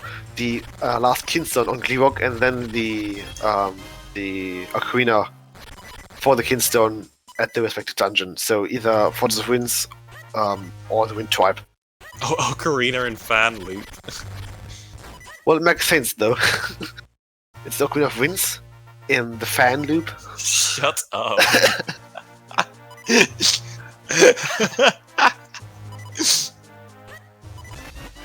Okay, that of course picking up the... Oh, okay. Alright, there's our blue sword. Yeah. So I think that of course would be beelining it towards Graveyard next. The Ocarina is required for Yalari because the library doesn't open up until you get the Ocarina. In the vanilla game, you have to use the Ocarina to flute to Lake Hylia and talk to the Minish in the small house there. But in the randomizer, just having the Ocarina sets the flag for the library being open. Ah, the fourth sword. Well, not the fourth sword, but the fourth sword. The fourth sword? Yeah, the fourth sword being acquired at 149. Yikes. Yeah, yikes indeed. This is... I apologise, profusely to these guys. Myth, it's your seat. I think I know. they started with the... they started the race with the knowledge of it's a myth seat, so it's going to be a very, very challenging seat. Yeah, items go in stupid places. Yeah, so On my I think they seat. have to expect that, so you don't need to apologize for that. I mean, I can roll jet seeds sometimes, but yeah, if you don't know where an item is, it's hell. Yeah, exactly. They took more than 1 hour to get the next sword. Did ThyDarkHorse did the right number of movements in the... No, he didn't. No, he didn't. Yeah, I think he miscounted. I think that Yeah, was 4. It's 3 trips to the left and 3 to the upper ones. Yeah, he did 4 left. You want to do 3 left, 3 up.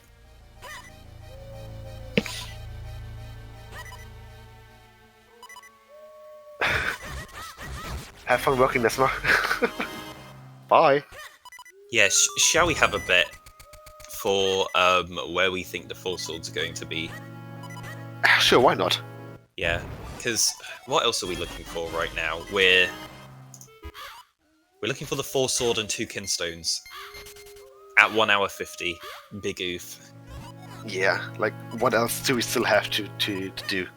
There's still Palace of Winds, there's still the entirety of Wind Ruins. Honestly, we could be close to a 3-hour seed here. Like, even, like, required to be 3 hours if you... Yeah. Alright, the bet is up. Where do you think the 4 swords are going to be?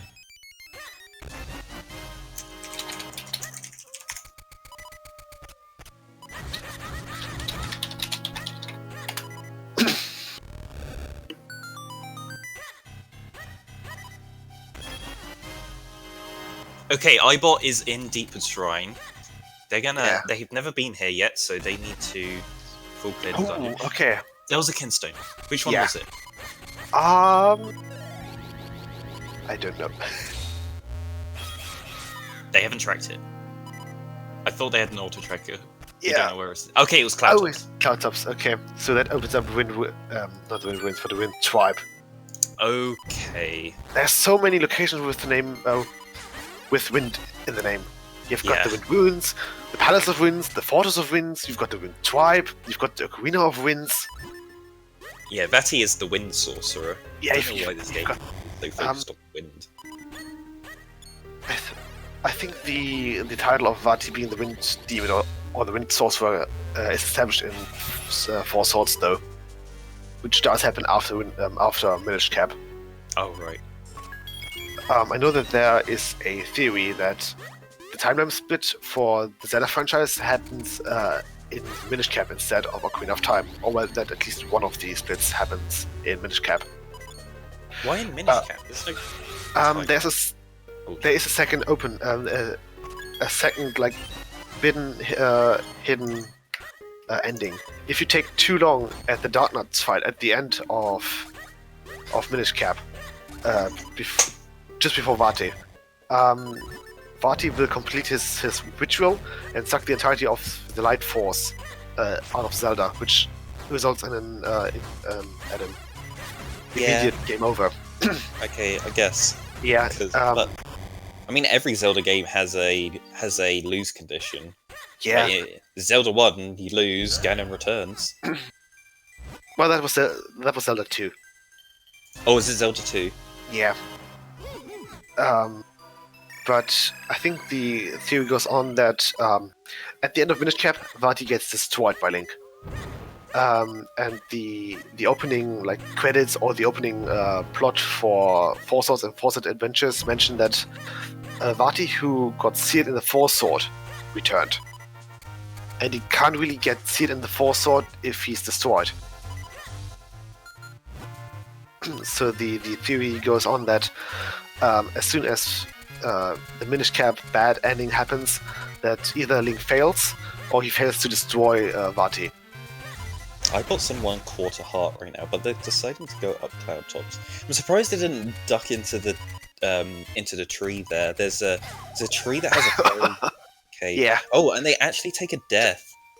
By a key They're of gonna be all on things. 3 hearts after this death, so they should really just go into that fairy cave and grab there's 3 fairies floating around there. They can, Yeah. And they, can they get could back to also, nearly full. yeah, and they could also bump into the tree that's a bit south of the Falls entrance. That tree houses a fairy as well. Alright, Ibot's going to the basement of Deeper Shrine. I think they've got the flippers as well. So this basement really sucks with the flippers because you can't. If you fall into the water on the last jump, you have to go all the way back to the beginning and do all of the whole room again. Yeah. Oh yeah, definitely. 100% would have died on the gold Tektite. The gold Tektite is one of the worst enemies to get past in Oko. Yep. I think I died 6 times in a row thanks to him. It was either the golden Tektite here in Falls or one of those Tektites in Mount Canal. Yeah, they're also awful as well.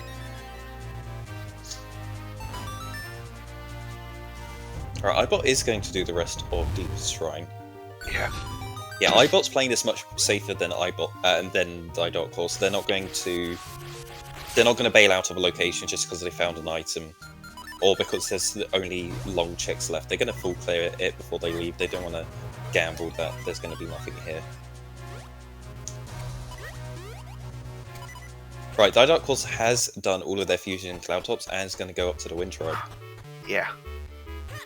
Oh, we did see them skip the chest in the Vale Falls cave. Oh, yeah. Um, Okay, about picking up the Jabberknot. right, and ThyDarkHorse has hit bottle percent. Got a heart piece. Is Ibot really only 1 bottle? That's what we found. Dash attack and a repeat.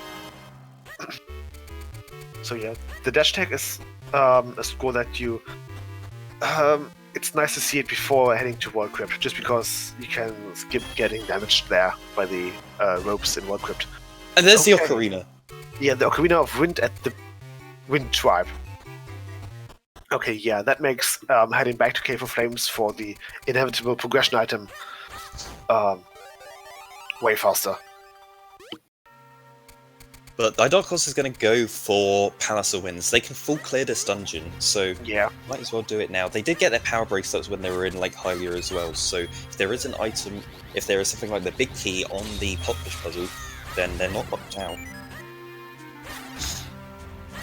Oh, ThyDarkHorse going for the classic error when you're it's just pure muscle memory. You create your clones and it's like, okay, I want to move quickly, let's roll. And the roll button is R, and when you have clones, when you press R, it cancels your clones. So yeah, for some reason this game really loves the R button. Yeah, it's a contextual button that changes depending on context. Yeah. So we wanted to fix. Okay, there's great spin. Yeah. So if he gets another wallet, he can go to the shop and get long great spin, but that's not really something required. Oh, getting hit by the firebar twice, that really sucks. Yeah. Okay, let's see if ThyDarkHorse uses the bomb strats. No, they don't. Okay. Yeah, just going for Lantern. Yeah. Okay. Yeah, with the lamp and bomb strats, he can get this fight done in 3 cycles. I still need to learn the proper bomb strats. I do the remote bombs and then just wait for the last cycles to play out. That's not too bad either. Yeah, but the only way to do it in kill each wave the same time they spawn is with the regular bombs. Okay, Yeah. there's the big key. If ThyDarkHorse was in go mode right now, this would be fantastic, because they would just get a bunch of small keys on this next chest and then the next item location. Yeah. And then... Okay, they're gonna have to YOLO this jump. They don't get it. They lost their timing because the Gwei hit them as they were getting ready to line up. They're gonna watch the platform move over here and then go for it. Yeah. There we go. And Nice. Okay. Unfortunately, don't pick up a force out here. It's always nice seeing the force out just lying around in Palace. Yeah, that's 2 small keys. Yeah, ThyDarkHorse isn't going to want to skip out on Pop Push Puzzle here. They may do. They skip out on a lot of stuff. They're going to gamble with that Pop Push Puzzle it has drunk. Ibot spots his light arrows on the green tube fight. Gonna be thrilled by that. Yeah. I pick up his second bottle there.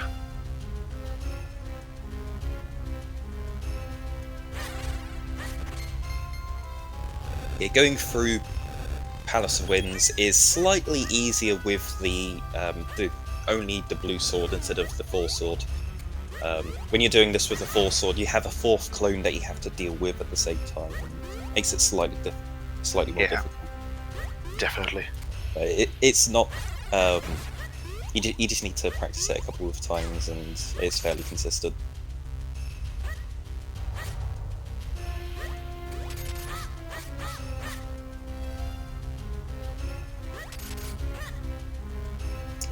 So how the Palace of Winds logic works is when you get to the top of the dungeon where the chain soldier fight is, you're guaranteed to have at least 2 small keys on hand.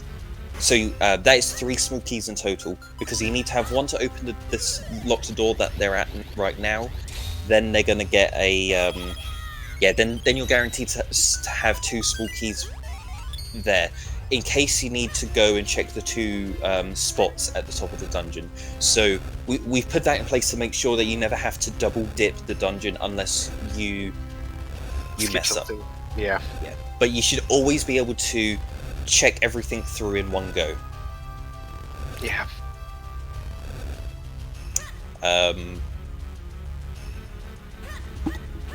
Yeah, so how the logic works is that if there's 1 small key on the pot push puzzle here, worst case scenario, there can be another small key on the fan loop at the top of the dungeon. That is 6. Since there are 6 total small keys.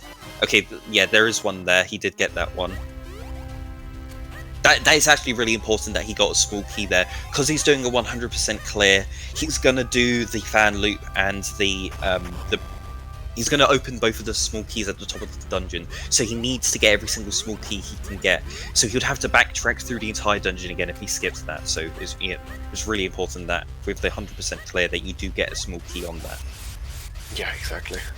But yeah, so if you're doing it in go mode in any percent. If you're go moding the dungeon, worst case scenario is there is a small key on the pot push puzzle, then there's a small key on the fan loop. So that's 2 of your small keys gone if you don't check those spots, out of a total of 6. To be able to get to the boss fight, you need to have 4 small keys. So if you check every single other check in the dungeon, you're guaranteed to have enough small keys by going in go mode. So Yeah. As soon as you hit 4 small keys in total for the dungeon, you know you don't need to open up any more chests. You can just go to the boss. But yeah, that's why if you're in go mode and you have your boss key before pot push puzzle, then you can skip pot push puzzle.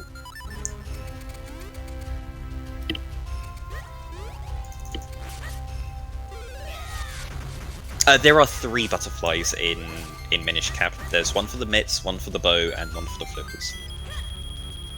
Okay. Then of course going for the fan loop.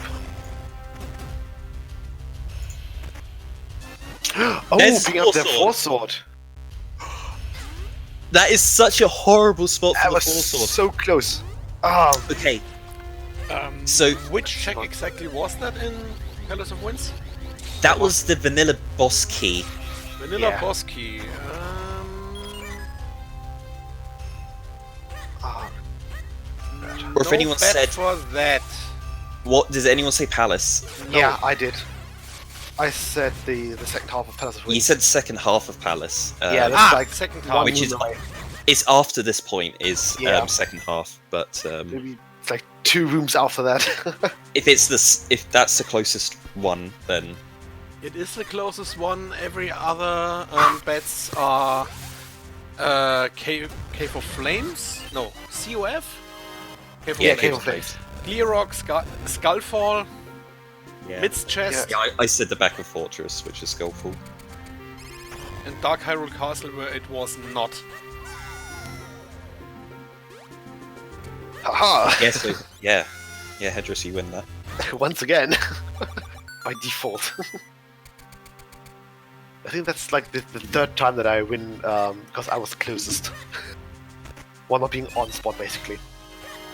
However, this puts ThyDarkHorse more or less in go mode. Well, he still needs 1 more Kinstone. Yeah, there's other than another that- small key he needs to find in Palace of Winds as well, so that's why he's going to be full clearing this, as well as finding the 1 Kinstone for Caster. Getting super unlucky with these bombs. Yeah. There we go.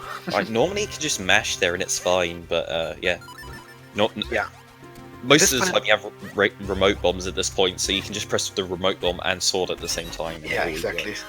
It's a bit uncommon to have to still have the regular bombs while being Palace, just because Palace is generally speaking one of the last dungeons that you check. Yeah, Normally Fortress speaking. completely barren. They can Yeah. go with Fortress. Yeah, so either Fortress is, it's either Fortress of Go mode because you find your Go mode there, or it's Fortress of Go mode because you can Go mode it. Yeah. It's basically the only 2 instances that Fortress can be in.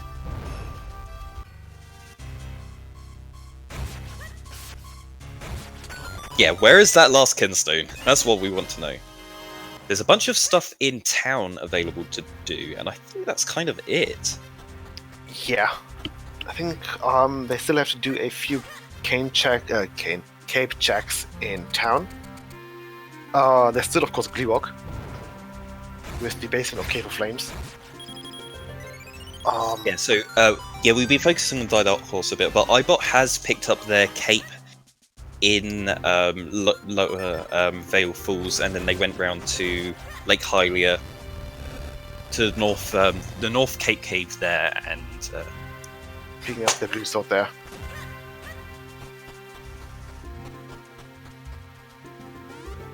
Yeah, exactly. yeah, we wait know there. that Fortress is barren because of that Yeah. reason. Because all we need left to hit Go mode is a Kinstone. One Kinstone. Imagine the Kinstone being either in Cave of Flames or at that one check here in Palace that is often forgotten about. And that's the one that's to the right of the Gorg fight. So book on Malari and Kinstone on Yalari. Yeah, that's what I'm saying. Exactly. Yeah. Oh, Ibot Ibot dies dying. in Lost Woods. Oof. Yeah, they haven't had many bottles, but they've yeah, both of our runners have taken deaths on this seed. They've been fairly decent on health. It's just they just haven't been putting fairies in bottles, so when they get low. Yeah, they've just been staying on low health a lot of the time in this seed. You go past some places you can heal. Kind of want to just take the second or two to grab the quick and easy fairy that's there. Fairies heal 4 hearts. Just grab them. Yeah, and then auto revive. Yeah, ThyDarkHorse has found his last small key for Palace of Winds. Just going to be full clearing this now. Yeah. Yeah, but you don't want to go into Palace of Winds a second time just to get your last kinstone. So it's completely understandable.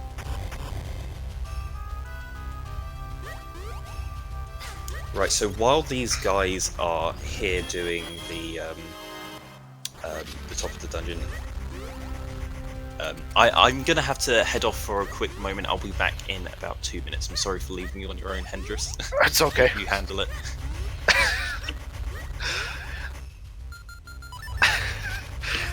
And then when he comes back, it's total chaos.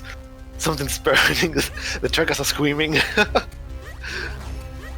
Okay, yeah. Ibot will be making their way into Wall Crypt now. While ThyDarkHorse is going to finish up the last few checks. Well, now it's the last check in Palace of Winds before fighting the George pair. Well, George, as they are like to be called in the community.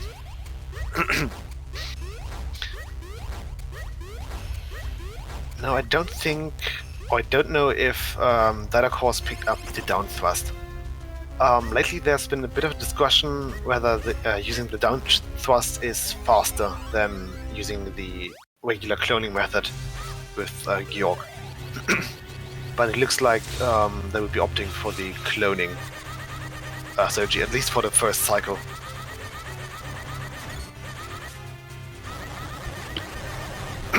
Yeah, but they've got the Forsword, and if I remember correctly, the Forsword deals more damage than the blue one, so it makes sense that they might be going for the cloning method with the Forsword. Okay. Yeah. That of course getting hit by a bubble there, and you got the clones deleted. Okay, but now he's going for the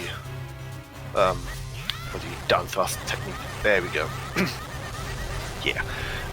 These weird colorful bubbles in the Georg fight, they actually deal an entire heart of damage. And if you're not careful, you can easily run out of hearts here. Just because the bubbles don't seem all too powerful. They are less, they're way less, yeah, way less, what's it called? They look less dangerous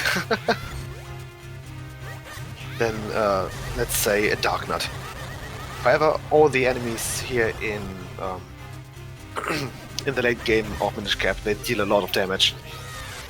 For example, there are 2 black Dark Nuts in the game. One just shy of the Blue Warp in Dark Hull Castle, and one before Vate. And these Dark Nuts have a like charging technique, and if they hit you, I think it deals about 5 to 6 heart damage.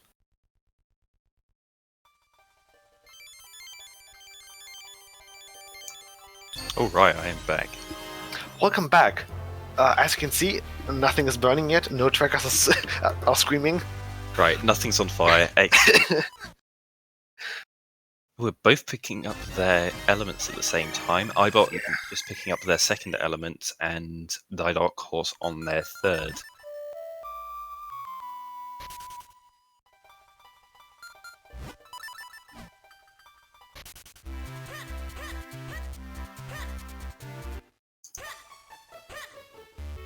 Oh my god, we're actually getting the elements in order. Yeah, which is really weird.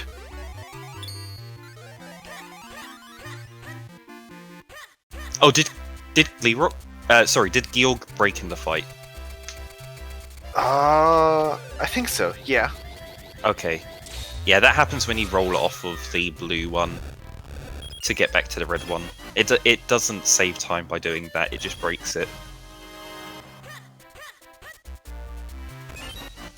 Because you either have Cape's downstrike, in which case you're just waiting for the eye to appear anyway, so you get back to the platform fast enough either way. Or you're creating clones, in which case you can charge your sword whilst on the blue chew, so that it's charged and ready to create clones by the time you get back to the... did I say blue chew? The blue Georg. So that so you've got your sword charged and ready when you get back to the red one, so you can just step off the blue one and get your clones up. Oh, did you get into the state where 2 eyes were yellows and 1 was white? Yeah.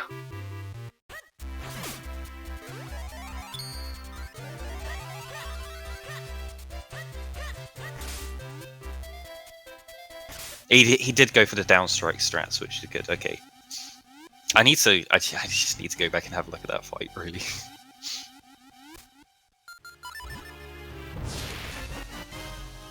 Alright, Ibot gets junk on the cliff chest in Vale Falls. Yeah. ThyDarkHorse is still looking for their last kinstone. I think we saw Ibot do the lower Vale Falls dojo. Yeah, we did. Yeah, see because Ibot did that when they were there. Yeah. Yeah, ThyDarkHorse getting paid off for skipping a bunch of these slightly longer chases. Oh, and Ibot dies again on Vale Falls.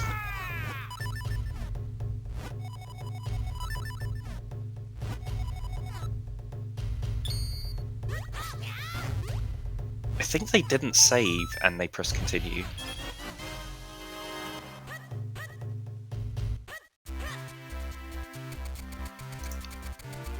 Okay, we're gonna get a Tingle check. Come on, Tingle. Gonna find out what they're gonna get on Tingle. Is it the glass kinstone? Book. Hey! It's just a piece of art. Right, Ibot, there's a fairy in that pot. Okay, he's gone and got it.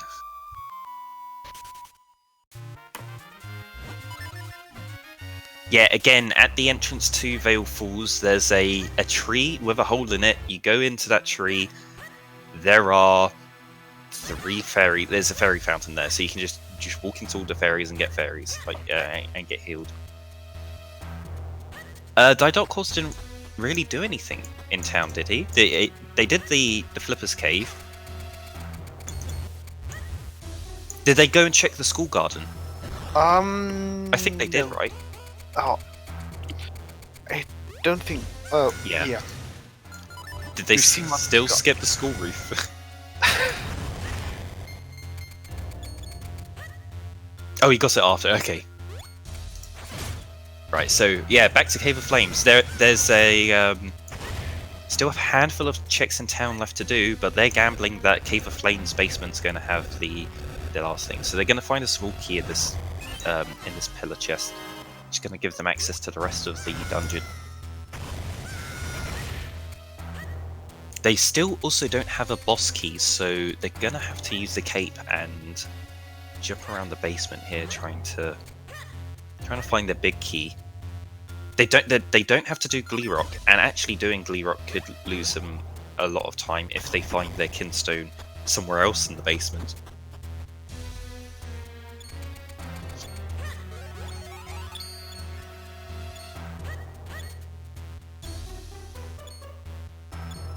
Yeah, so I think the things we didn't see in town were the Moldozer fight in the fountain, the Dr. Left's house, pushed the book off the rafters there, and the pillar chest in the middle of the well.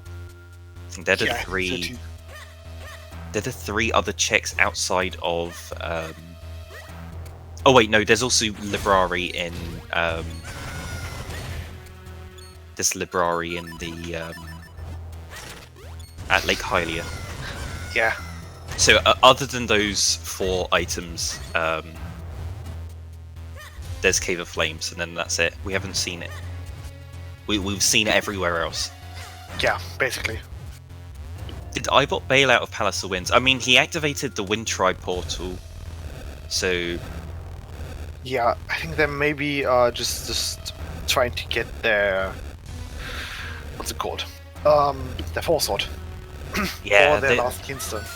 Yeah, Ibot's looking for the Force Sword and their last Kinstone, so they would really like to go mode Palace of Winds by checking a couple of these quicker checks now. Unfortunately, they are going to find their Force Sword in Palace of Winds. Yeah, I think they're... I don't think that they will be thrilled about that.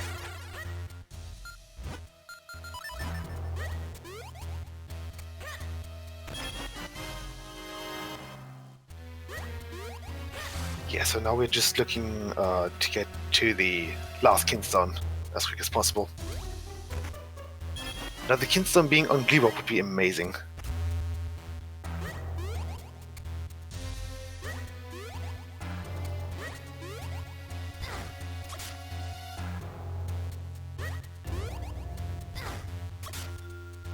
Yeah, this jump's a bit tricky. You just need to hold diagonally down right, and you should get that jump.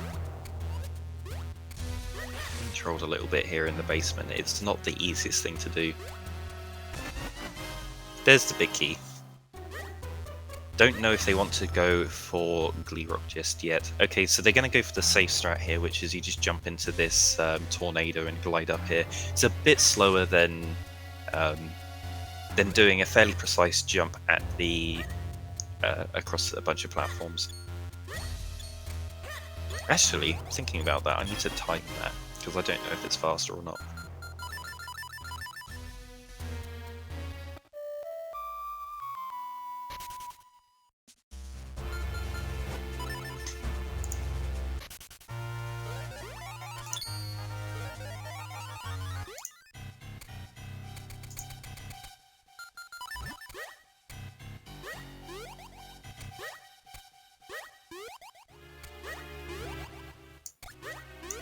Okay, so they got nothing in the basement of Cave of Flames. There, I mean, with your Ocarina now, this is the best time to be. There we go. There it is. It was on Librari. Where was the Ocarina as well? Was that in Wind Tribe? Yeah, the Ocarina was at the Wind Tribe Elder's house, or floor. Yeah, so Librari had the last Kinstone. It wasn't on Yellari, it was Librari. Wrong Minish. But that is go mode for ThyDarkHorse. They're just gonna go through the Wind Ruins. Now, doing Wind Ruins without any checks is kind of a bit weird. Like, it feels wrong when you're executing it.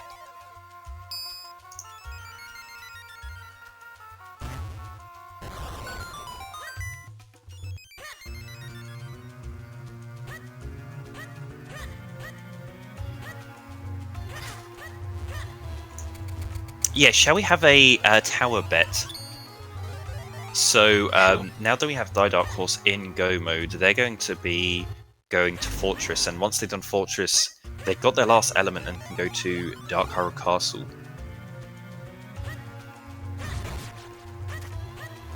When they're in Dark Hyrule Castle, they are going to be looking for small keys to be able to get to the final boss. So in order to get to the final boss, you need to get the big key, which is always located in its vanilla location in the big chest at the end of Dark Hyrule Castle. To get there, you need to get all 5 of your small keys. You always get one small key fairly early on in the dungeon so that you can get to the second half of the dungeon. The second half of the dungeon, you have to go to all 4 corners of the tower of the dungeon, which we call the towers. That's northeast, northwest, southeast, southwest. You can have either 1, 2, 3, or 4 small keys being on those towers. So put your bet in chat. How many towers do you think are going to be required, and then which towers do you think are going to have the small keys?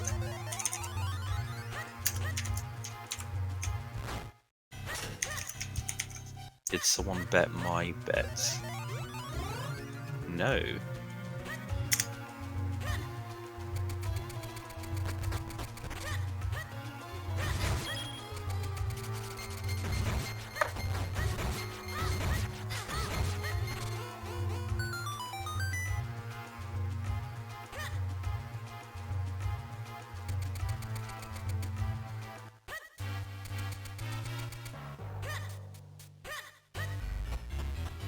Right, so ThyDarkHorse is in Fortress of Winds now.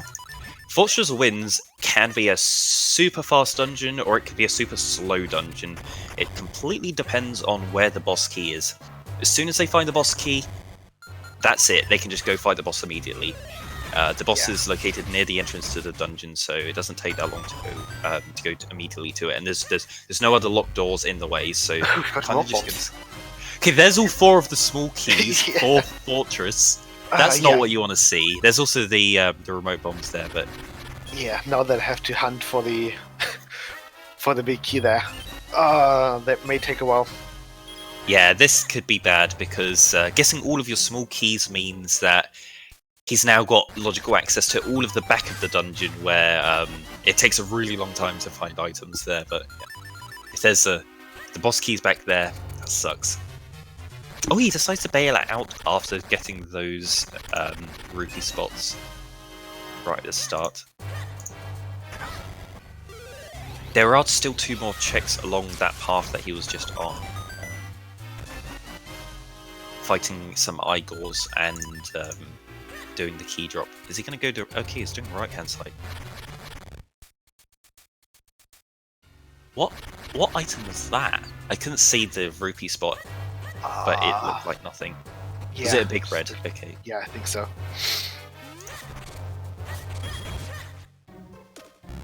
Oh, he's going to get zapped.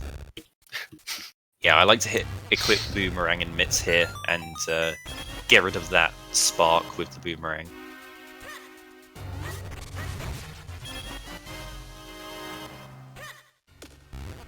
He should be good here.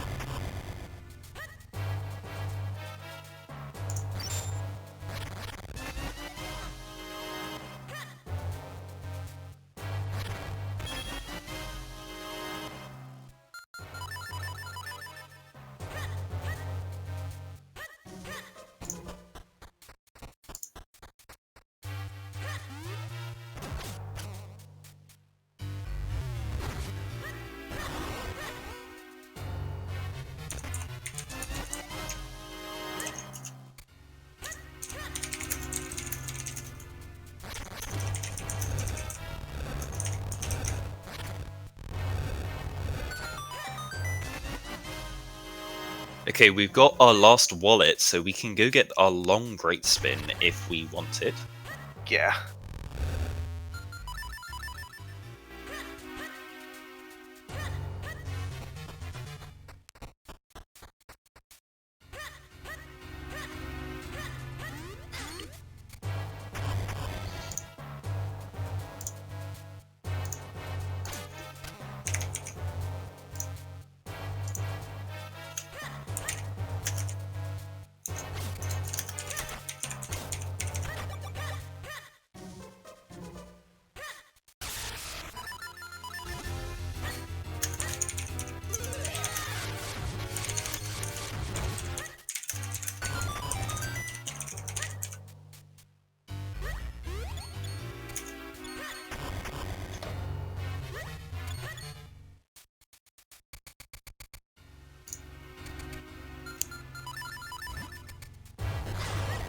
Right, ThyDarkHorse has not cleared everything in the front half. They got the dirt checks at the front, but they're going for the same kind of routing that they do in the overworld, where it's like, okay, let's go do the quickest ones first, and then skip ones that take too long. And if it takes too long, if we still don't have it at that point, just backtrack our way there and look again.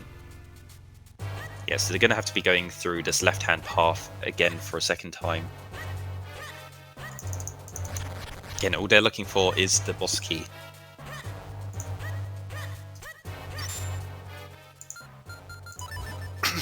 Yeah, I think a vanilla boss key would be fitting for this seed here.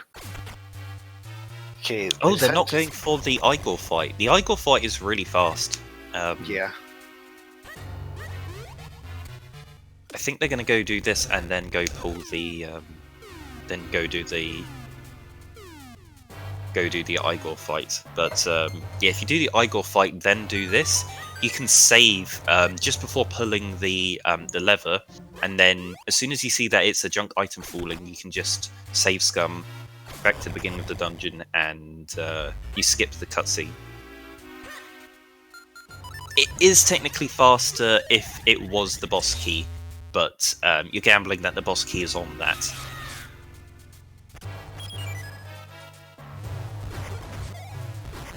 Otherwise, it's faster to do this first, and then you can always do that save scum I just mentioned to save time. And there's the boss key. Okay.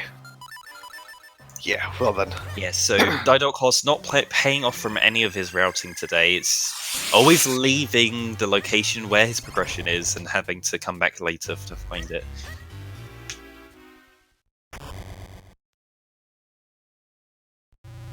Yeah, no, that's something my seed's gonna do to punish you. If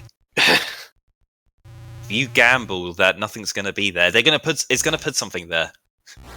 Yeah, it's going to destroy you mentally. Yeah, my seeds are not nice. Don't expect them to play nice.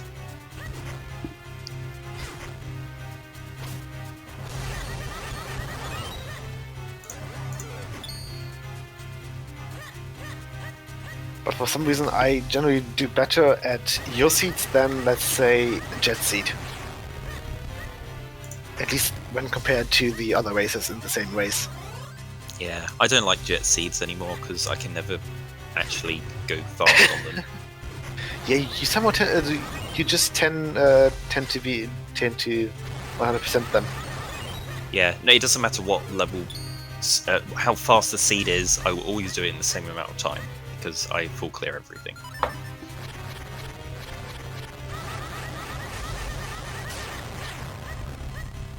Super good luck on Mazao.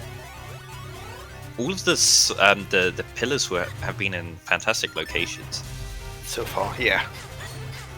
It doesn't matter where the last one is because you don't need to exit Mazao at the end, so it's only the first two that you actually care about the statue position. I guess if it's if it's right at the back and you go the wrong way round when you're digging, you can. It takes too long. Oh, it was right in the middle. Yeah, that's like super good RNG for ThyDarkHorse on the Mazao fight, getting everything going the right way for them. Yeah, I don't think that you can actually their last element.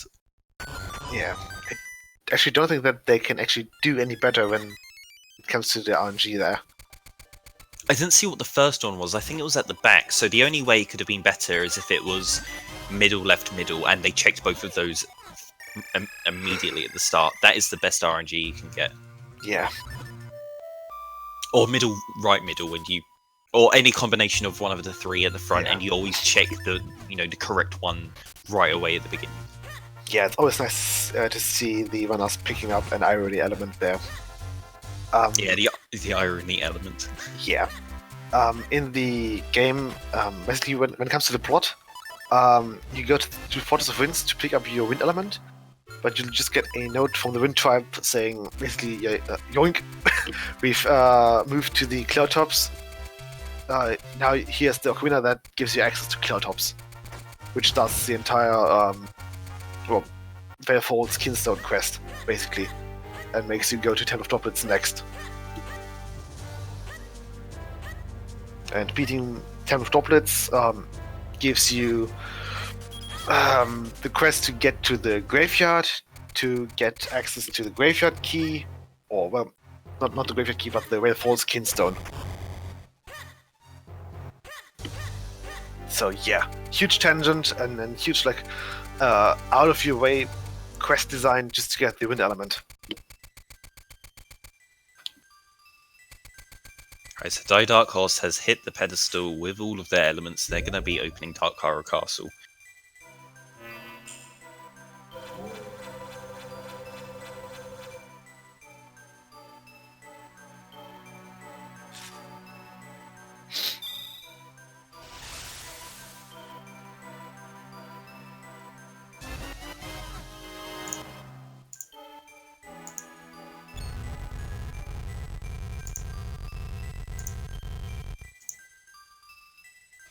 Yeah, so we had nothing on Gleerock today, and nothing on Melari, which isn't great.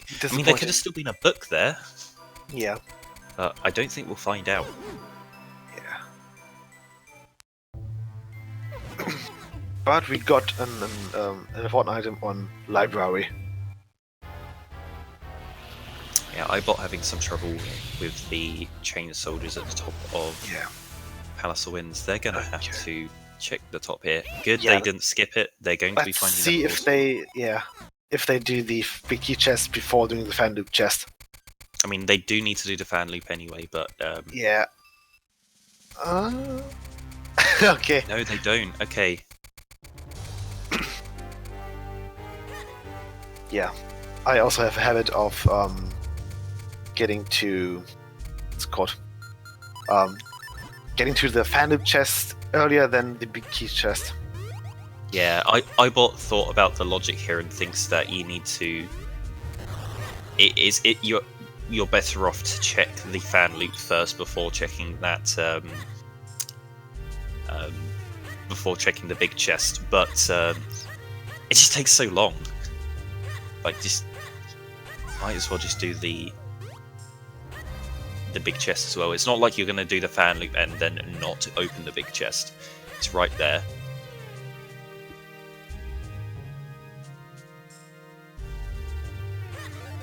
Alright, the bet is now closed because we're about to open our first item in Dark Horror Castle, the Stone King.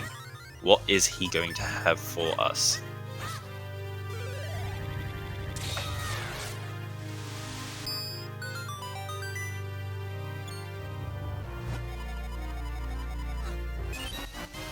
Okay, it's junk. That is our junk item for Dark Horror Castle. There's always one here. No, that is not Rip One Small Key yet. Okay. Oh yeah, okay, that has. Oh yeah, no, sorry, you're right. It has eliminated that, and also the map there means that it's at most. Yeah, it's Rip 2 as well. There's guaranteed to be at least three small keys on towers. It's either 3 or 4.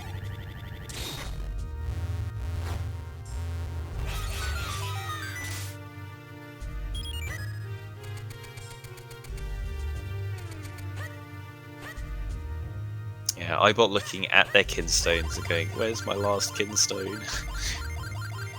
If you're 2 hours 30 into a seed, you're still looking for your go mode. It's just not fun.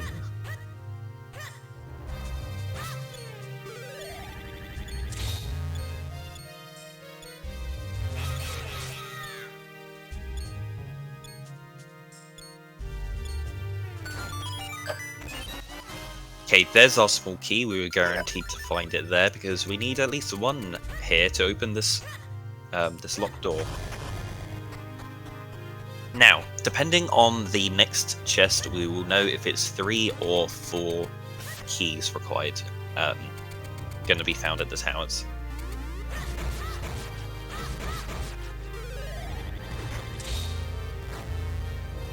Okay, ThyDarkHorse going for the zigzag pattern of clones for this room. Can be slightly more consistent than creating a straight line, but it takes slightly longer as well.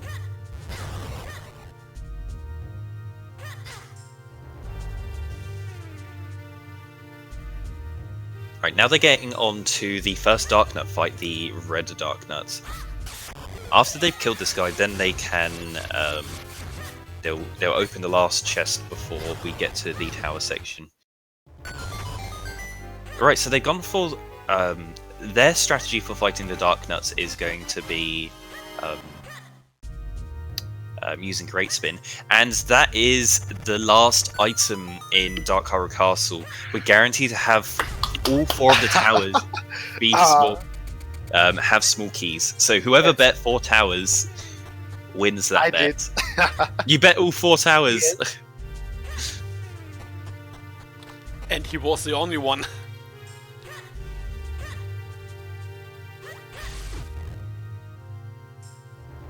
Yeah, rigged. Yeah. Definitely. Yeah, Hendrix is actually playing the seed whilst in the middle of commentating, Yeah. and he's already finished and knows whether they are. So yeah, rigged.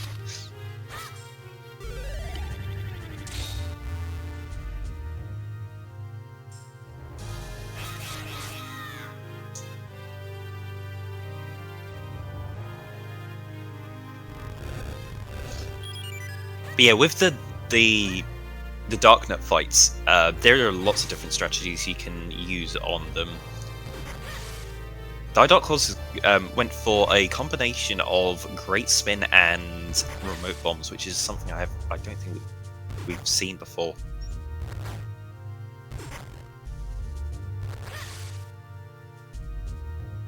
Oh, Ibot, no! Ibot goes for the YOLO jump and misses the Bomberosa, which means that they land right in the middle of the jump as well, so they fall down 2 floors and not just 1.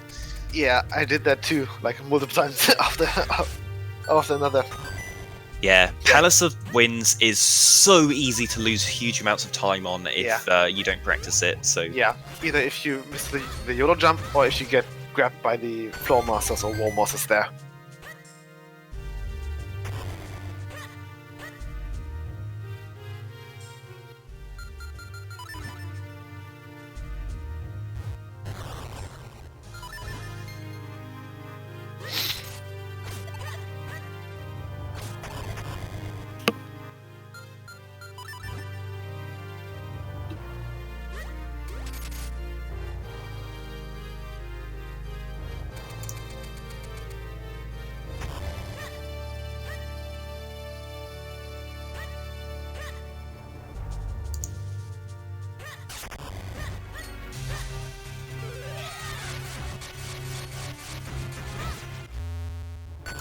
alright, ThyDarkHorse gets the goes for a great spin strat on the Black Knight there.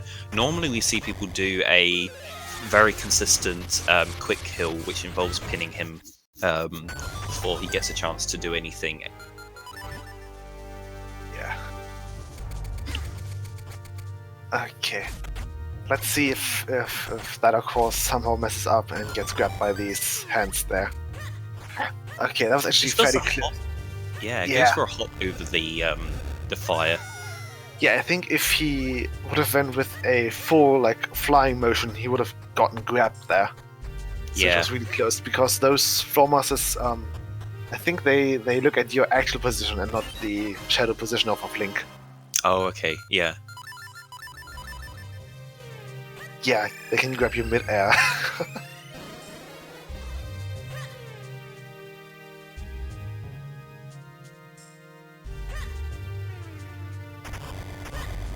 Yeah, so with your roll attacks, you can not the roll attacks, but just with rolls, you can roll through the fire bars to save time. Also, there's some sparks as well that you can roll through when you get to the blue wall.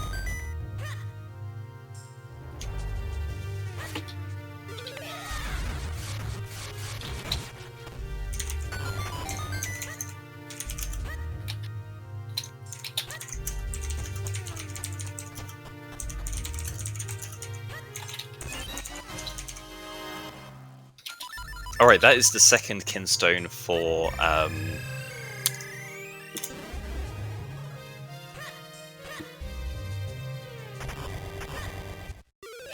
yeah, sorry, they've got ThyDarkHorse has got both of their has got 2 of the small keys. There's 2 towers left for them to do. They're doing 1 now. This is the southeast. Oh, they're going for these are some fairly safe strats that they're doing. It takes slightly longer than some more optimal strats that we have, but they're definitely easy to do.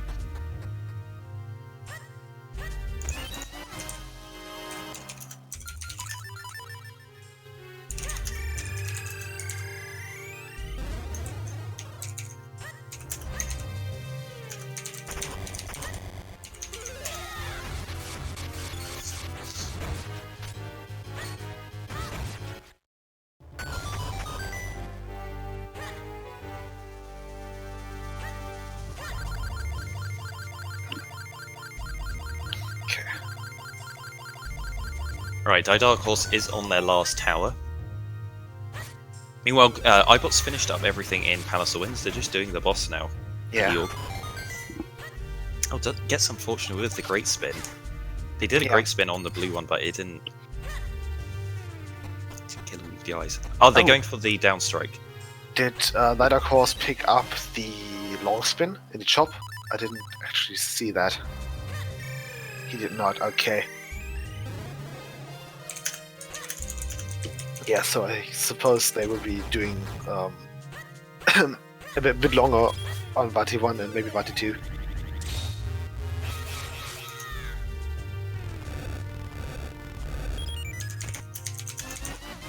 There we go, picking up the big key.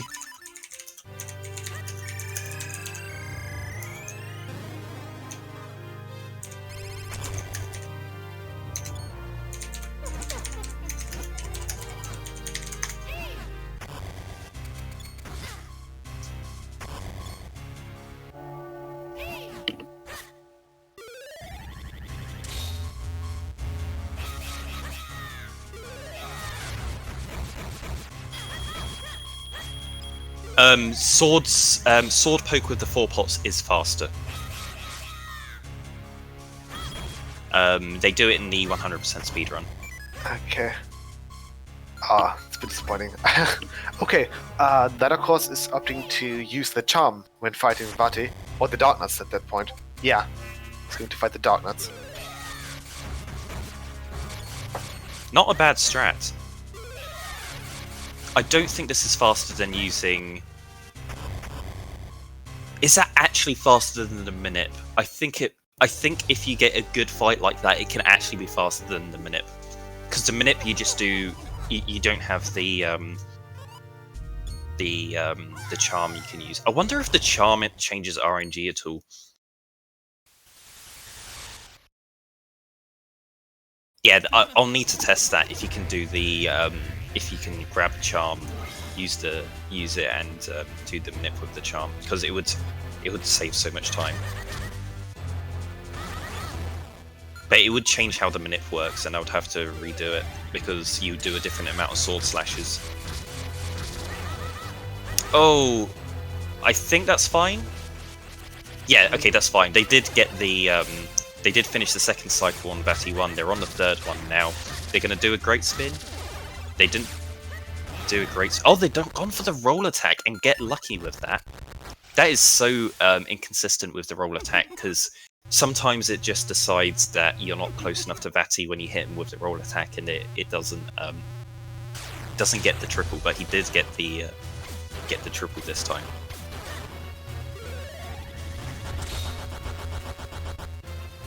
Oh yeah, it might be because of the charm.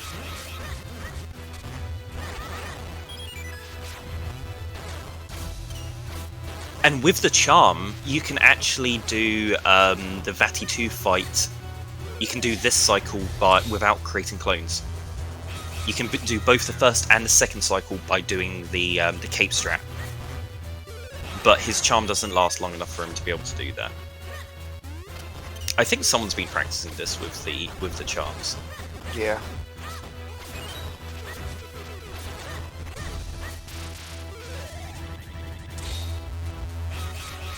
I keep on coming to this part of the game and practicing it and like looking at strats with the Minip and stuff, but I keep on forgetting to check it out with the charm, because the charm can save so much time, and yeah.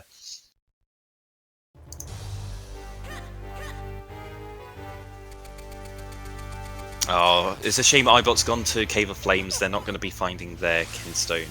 Yeah, unfortunately. Their last kinstone for them to reach go mode is on Librari in Lake Hylia. They've got their Ocarina, so they can go there, but they're gambling that it's in Cave of Flames. It's much too late for Ibot at this point. They're still nowhere near go mode, and ThyDarkHorse is on Vati 3.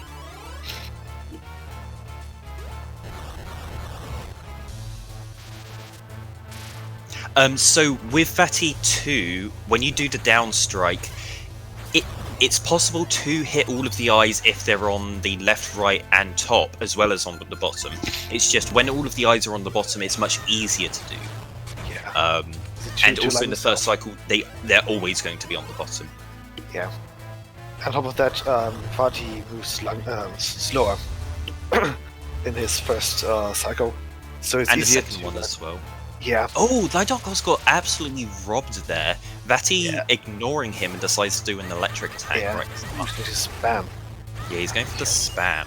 I don't like the spam. It can sometimes neither. ruin the. If you mistime your sword press at all, then it will mess up the Yeah. the volley. Yeah, like that. like that. That was completely because they spammed. If they didn't spam, then they would have been able to volley those back. Yeah. Yeah, not going for remote bombs. Run invalidated.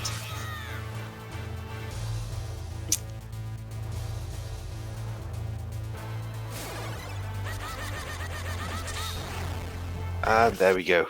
And that's time for ThyDarkHorse. GG. Yeah. GG. All right, so we are on a 15-minute delay, so our runner's already finished 15 minutes ago. They've been waiting out in the waiting room here, so let's bring them in and Yes. have an interview and see where they are. How they are. Right, GG's. GG. How was that?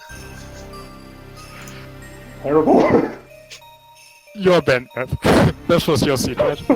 Yeah, that was my seed. Yeah. I banned myself like half an hour in. That bad? I mean, when I found the lantern, I was just laughing. It wasn't even. Someone That needs to was clip kinda the mean. screen when we found the lantern, because we were just in disbelief. It's like, no, just This can't be happening, although it is a myth seed, and so it can happen.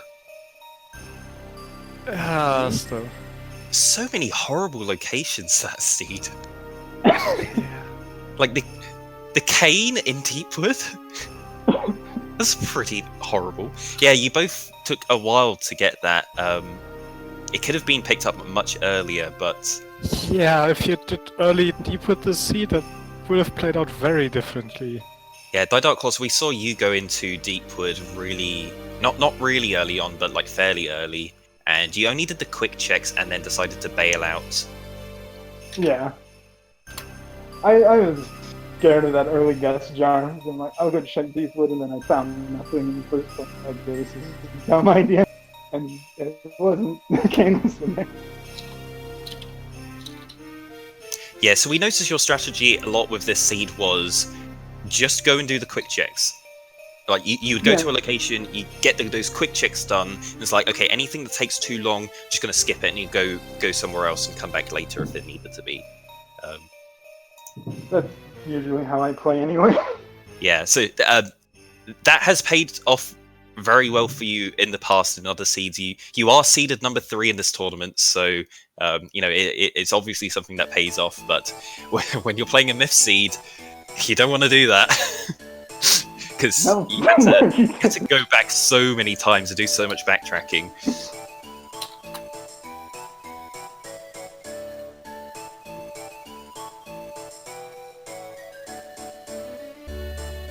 I'm kind of sad I just forgot about Library. Like, I think I would have routed that in, like, just before Palace after punch checks if I'd remembered, but Oh yeah. the tracker did crash when I was in droplets. Oh no. So from that point on, I was just playing without a tracker.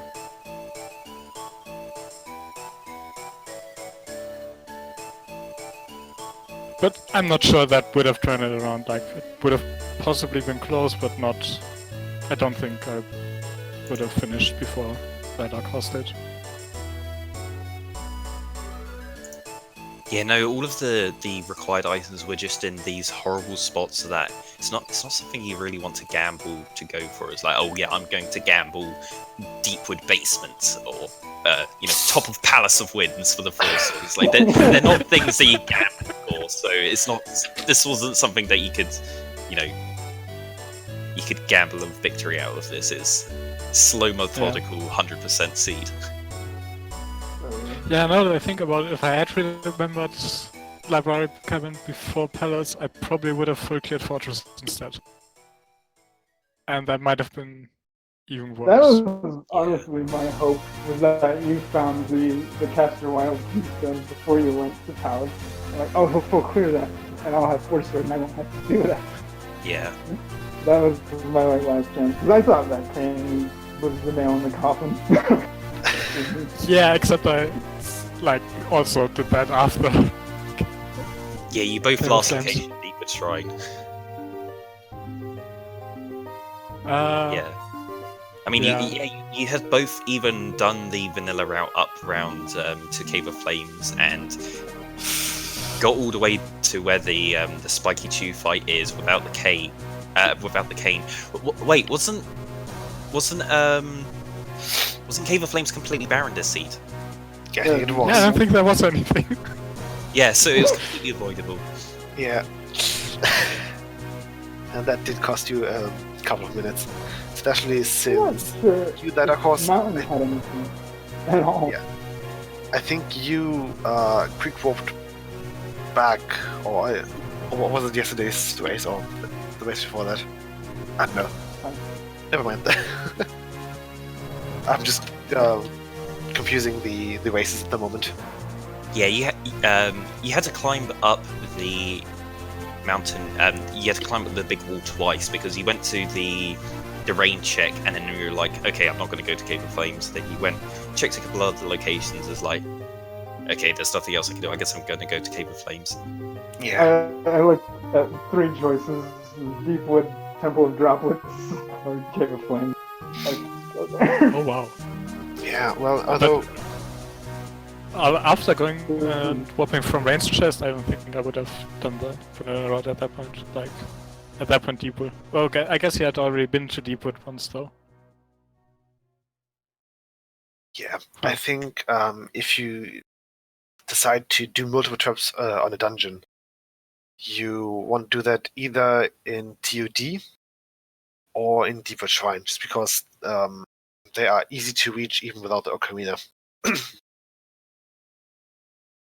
So, yeah, if you're on top of Mochino, I think, and you're still looking for your cane or the Ocarina, I think it's a fairly safe bet to at least open up the wind. What's it called? The wind. Wind Crest? Sigil. Yeah, the wind crest at Cave of Flames, and maybe take a look inside and just check the first few items there. I mean, if you take a look inside, make sure to save before, and so you don't have to climb down the mountain if you decide not to go in. Yeah. But I guess you came through Library's Mines. So Yeah, so you that have to might- save before that. Yeah, the quick wall. But then you well, don't have can't the save before that, crest. then you wouldn't get the wind crest, so you Yeah. have to climb Yeah, down. I guess you can still save before that if you are just like, I'm not If you going back here without a cane. Which, Yeah. It's a bit risky.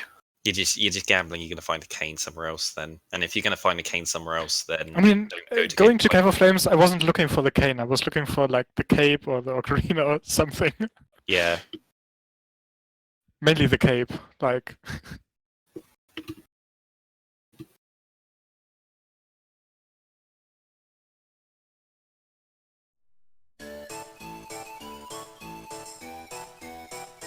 yeah. I don't think your routing was too bad this seed. It's just this was an awful seed, so you pretty much had to just full clear stuff. Yeah, the one thing is forgetting about the last caster stone at the end, but Yeah.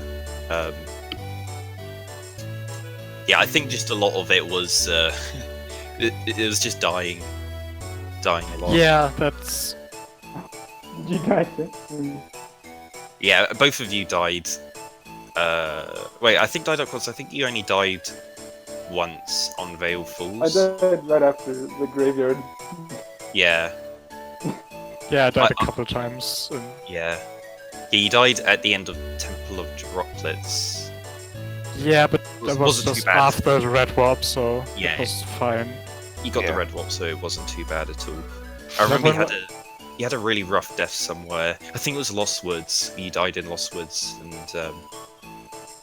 oh, I guess Yeah, that doesn't take too long either. No. Is that...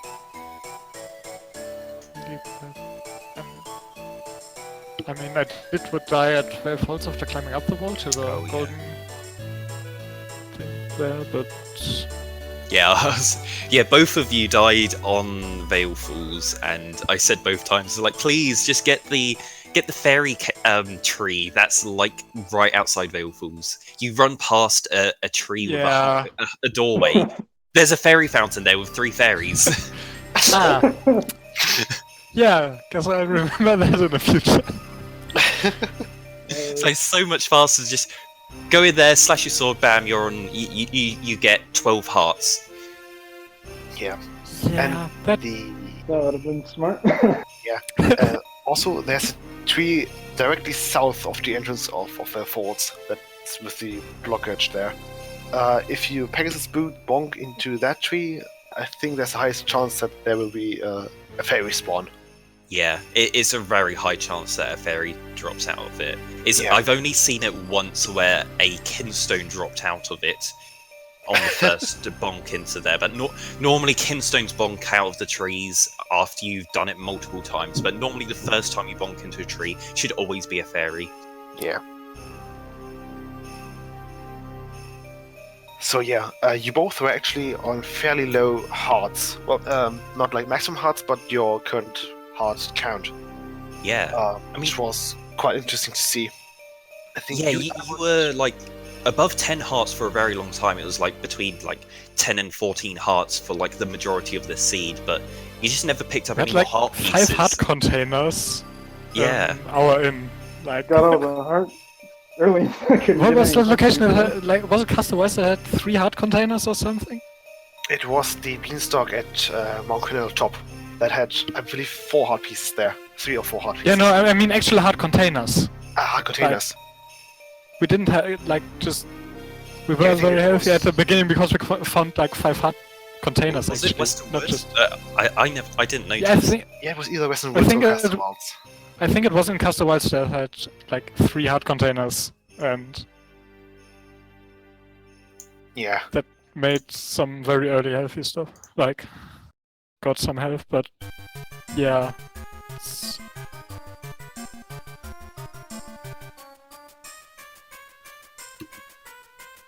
So, I mean, are by there the time any... we got to Go on. by the time I got to Palace, I just filled my bottles with fairies and was like, okay, I'm not continuing on that low health. So, any further questions? Doesn't look like it. Shouldn't. Seems Just not made the a quick case. chat. So, congratulations to the runners and give them a follow. Also, thank you for Myth and Hendrus for commentating. And also, don't forget our tracker Bluesy. And myself. And tune in again tomorrow for the next Minish Cap random match between... We have Myth and Rylex. Oh yeah, that's tomorrow. That's tomorrow at 15 Tune in and watch EDT. it lose. And I hope later someone else today... signs up for commentary for that. And later today we have a link to the past all dungeon tournament matches. The first one starting in about 2 hours.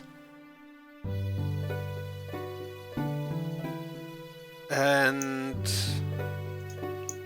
with that said, Yeah, so the results from this race, ThyDarkHorse, you've won, so you've progressed on to the winners' quarterfinals. So well done on that. You're going to be playing against the winner of match 18, which is Dax versus the winner of either RPG Dragon and Goomba. So one of those 3 are going to be your next opponent. And Ibot, you're going to be Nimbus or down Winds to or Semi, right? Nimbus, Winds or Rem or Semi. So Yeah. Yeah. I think you, ThyDarkHorse, and me are the only ones in the quarterfinals yet that have been determined. So we still need the winners from the matches of Nesma and Carlson at you and Rylocksmith. Yeah. And then we still need the It's Francois winner and Bluesy. exactly, and then it's going to be Aero and either Semi or wins. exactly. Yeah, we still have quite a lot of races to go before we know who's in the quarterfinals. And any competitors that haven't done so yet, please make sure you fill out the poll that was asked at the end of the weekly on Sunday. We will be closing the poll on Sunday just to make sure that we can get the results in before any of the quarterfinal matches start, to decide if the quarterfinals are going to be best of 3 or not. Okay, I think that's it for us now. Yeah, pretty much. Then be sure to check in again for other Zelda matches in the coming days. We have more than Twinish Cabrando. Weekend is starting, a lot of Ocarina of Time and A Link to the Past All Dungeon is going on right now. And on the weekend we have our weeklies in different Zelda randomizers. See you soon in one of those matches. Alright, see ya. Yeah, bye. Bye.